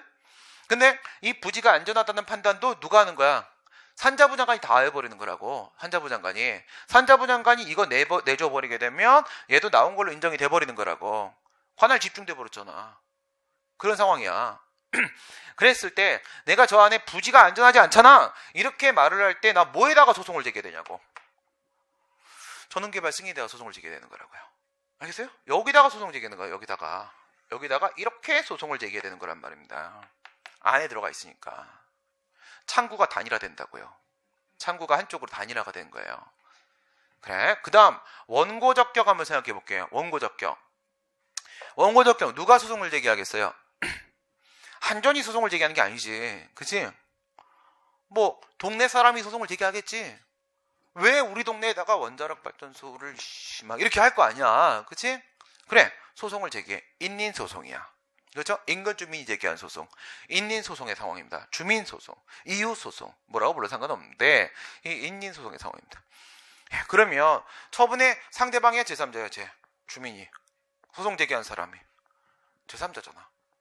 처음에 상대방은 한전이잖아. 지금 한전이잖아. 그럼 제3자의 원고적기 과연 인정될 수 있을까? 있을까 없을까? 여기서 한 가지 짚고 갑니다. 뭘 짚고 갈 거냐면 이 전원개발촉진법 안에는 내가 지난번에 한번 이렇게 털어봤거든. 아유, 없어요. 사익보의 취지가 아무리 찾아도 없네요. 쥐어 짜봤는데 없거든요. 그런데 이 원자력 안전법 안에는 사익보 취지가 있어요. 사익보 취지가 있습니다. 왜 그럴까? 여러분, 환경영향평가법이라는 거 있죠. 환경영향평가법. 원고적에서 배웠던 거. 그죠? 거기서 뭐라고 했나? 환경영향평가법은 환경영향평가 절차를 규율하기 위한 절차법이긴 한데 일정한 범위 내에서는 환경상 이익이라는 실체적 이익을 보호하는 취지가 그 안에 있다고요. 누구? 개별인들의 사익으로서의 환경상 이익을 보호하는 취지가 있단 말입니다. 그래서 환경영향평가법을 근거로도 법률상 이익, 공권이 인정될 수가 있고 원고적격이 인정이 될 수가 있단 말입니다. 그런데 그건 일반 환경영향평가입니다. 2반 아니고 3반 아니야. 일반 환경영향평가입니다. 일반 환경영향평가. 그 말은 무슨 말이야? 개별법에도 환경영향평가에 대한 규정이 있을 수 있다는 얘기잖아. 그 얘기는. 그치? 여기에 있어요. 이 안에 있습니다. 원자력 안전법 안에. 그러니까 환경영향평가에는 환경영향평가법을 이제 여기다 쓸 거야. 내가 이제 환경영향평가법이 이렇게 있단 말이야. 얘는 뭐야? 직접적 근거법이고 얘는 이제 절차법규. 얘의 입장에서 생각하게 되면 얘가 뭐냐면 관련법규. 관련법규. 이 절차법규하고 관련법규를 합쳐가지고 우리가 관계법규 이렇게 부르는 거야. 관계법규. 관계된 법규범. 관계된 법규. 관련법규는 왜 이름이 관련법규일까? 지금 소송의 대상이 되고 있는 게 전원개발 사업 실시 계획 승인 이거지. 그러면 얘는 뭐가 되는 거야? 의제되는 인허가 처분이지. 의제된 인허가 처분 얘한테 무슨 처분? 관련 처분. 관련 처분이라고. 관련 처분의 근거법이 얘잖아. 관련 처분의 근거법규니까 그게 관련 법규. 뭐가 어려워? 간단하지. 관련 처분의 근거 법규, 관련 법규. 이거는 환경영향평가 절차를 규율한 법규, 절차 법규. 합쳐서 관계 법규. 이렇게 된단 말이에요. 그러면 이 안에 뭐가 있다고? 이 안에 얘는요, 일반 환경 영향 평가가 있다고. 얘는 이 안에 뭐가 있다고? 이 안에 방사성 환경 영향 평가, 방사성 환경 영향 평가 실시에 대한 규정을 두고 있다고요. 방사성 환경 영향 평가. 그럼 이거를 알면 이거의 법리도 알 수가 있잖아. 일반 환경 영향 평가 여기다가 이제 발전소를 이렇게 지어. 발전소 지었더니 전문 기관에 의뢰를 해서 알아보니까 여기 이렇게 발전소를 이렇게 지어버리면 여기서부터 여기까지. 여기서부터 이 안에 거주하는 사람들 같은 경우에 이게 만약에 문제가 생기면 그로 인해서 환경상 이익을 침해받을 것이라고 예상되는 범위야. 그 예상되는 범위가 환경 영향 평가 대상 지역이란 말이지. 대상 지역이란 말이죠. 그 대상 지역 내에 거주하는 사람, 외에 거주하는 사람 이렇게 있을 거 아니야. 그러면 어디까지만 인정한다고? 환경영향평가법이 환경상 이익이라는 사익을 보호하는 취지가 있기는 한데 이 안에 거주하는 사람까지만 이익을 보호하는 거라고. 밖에 거주하는 사람까지 인정 안 한다고요. 이게 일반 환경영향평가야. 그러면 저게 원자력 안전법에 있는 방사성 환경영향평가도 똑같다는 거야. 그래서 거기도 마찬가지로 방사성 환경 영향평가 대상 지역을 설정해요. 영향평가 실시할 때. 대상 지역을 이렇게 정하게 되면 그 안에 거주하는 사람들의 환경상 이익까지만 인정이 되는 거고 그들에게만 사익보호가 인정됐으니까 공권이 인정돼서 원고적격이 인정되는 거라고요. 알겠지? 그러면 얘도 사익보호성이 인정이 되는 거야? 안 돼? 되는 거지. 이거는 사익보호성 인정되는 거 우리가 알고 있고 얘도 똑같이 환경영향평가 문제니까 여기에도 사익보호성 당연히 인정되겠죠. 일반 환경영향평가, 방사성 환경영향평가, 어쨌든 환경영향평가. 똑같은 환경영향평가 법리란 말이에요. 이렇게 돼 있어. 이제 들어갑니다. 그러면 말이야. 우리 보호규범 이론에 따라서 보호규범 범위를 확대해서 관계법규까지 잡아주잖아. 저 안에서라도 사익보호성 인정되면 원고적격 인정되는 거 맞는 거잖아. 그랬을 때 얘는 원고적격 어떻게 인정시키겠어요? 저기 전원개발 승인 저 안에 위법이 있다거나 주장하면 소송을 제기했어? 그러면 당연히 전원개발 승인에 대한 소송을 제기하게 되겠지. 원고적격 인정돼 안 돼? 인정? 되지. 그런데 뭘 가지고 되는 거냐면 얘는요 절차법규. 이것만 되는 거지. 절차법규. 환경영향평가법을 근거로 원고적격 인정되는 거야. 뭐 이렇게 당연한 얘기를 해? 그렇다면 밑에는 어떻게 돼? 내가 지금 무슨 주장으로 있어? 부지가 안전하지 않잖아 라고 지금 내 주장을 하고 있어요. 이래 돼버리면은 얘도 끌려오는 거야. 얘도. 나 이것도 사용할 수 있는 거야. 왜? 이 친구의 근거법이 얘잖아. 그쵸? 그러니까 얘도 사용할 수 있는 거야. 그래서 여기서는 환경영향평가법이라는 절차법규 플러스 원자력 안전법이라는 관련 법규를 근거로 원고적격이 인정되는 거예요. 원고적격 인정. 차이가 발생했지. 내가 본안에 들어가서 무슨 위법을 주장할 것인지에 따라서 소송 요건을 판단하는 기준이 바뀌네. 신기하죠? 신기하니까 문제 나오는 거야. 신기하니까. 내가 인허가 의제 저 상황 때문에 이런 상황이 펼쳐지는 거거든. 인허가 의제 제도 때문에. 그러니까 내가 무슨 위법을 주장할 것인지에 따라서 우선 뭐는 안 바뀌어? 이 대상적격은 하나도 안 바뀌어. 창구가 단일화돼 버렸어. 안 바뀌어. 똑같아. 근데 여기서는 원고적격은 여기는 바뀌어. 관련 법규를 사용할 수 있는지 없는지가 달라진단 말이야. 이해가 됐습니까? 그죠? 네. 달라진단 말이야. 이게 대상적격, 원고적격이다 문제입니다. 그러면 이제 그 다음 거, 요걸 봐봐. 이를 먼저 받은 거야. 이를. 그러면 이거 이를 부지사전 승인 따로 신청하고 저거 딱 받아냈다? 딱 받아내버리면 인허가 의제 때도 적용돼 안 돼? 될 일이 없지. 그렇잖아.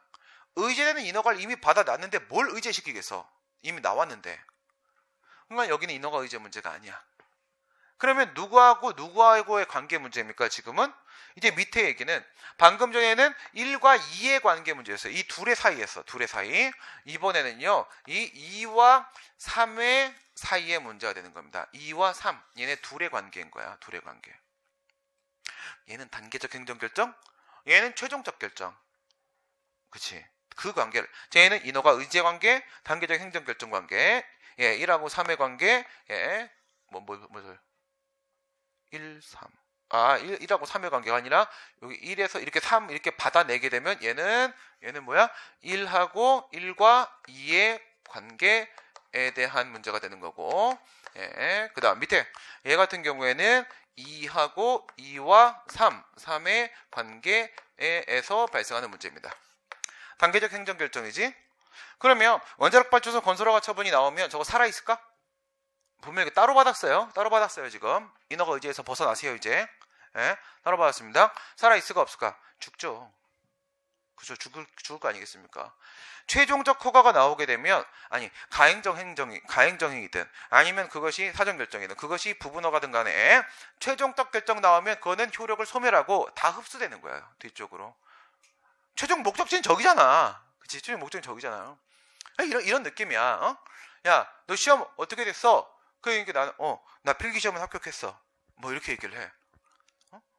근데 내가 최종 합격 임용이 됐다? 임용이 됐어. 야, 너 시험 어떻게 했어? 끝났어. 합격했어. 이렇게 얘기를 하지. 누가 나 1차 시험은 합격했고 면접 시험도 합격했는데 이래? 그럼 바보지? 그치? 그거야. 앞에서 저게 됐고 이게 최종적으로 끝났잖아. 끝났으면 이것만 보는 거야. 이것만.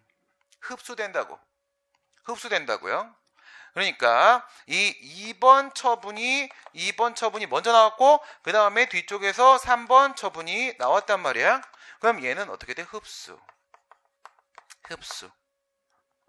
흡수가 돼버리는 순간 2번 처분이 효력을 상실해버린다고. 소멸. 누구만 살아있어? 얘만 살아있는 거야. 얘만. 알겠어요? 그럼 이제 들어가요. 어떻게 돼 있는 거냐면 내가 여기다가 이게 따로 나왔잖아. 따로 나왔잖아.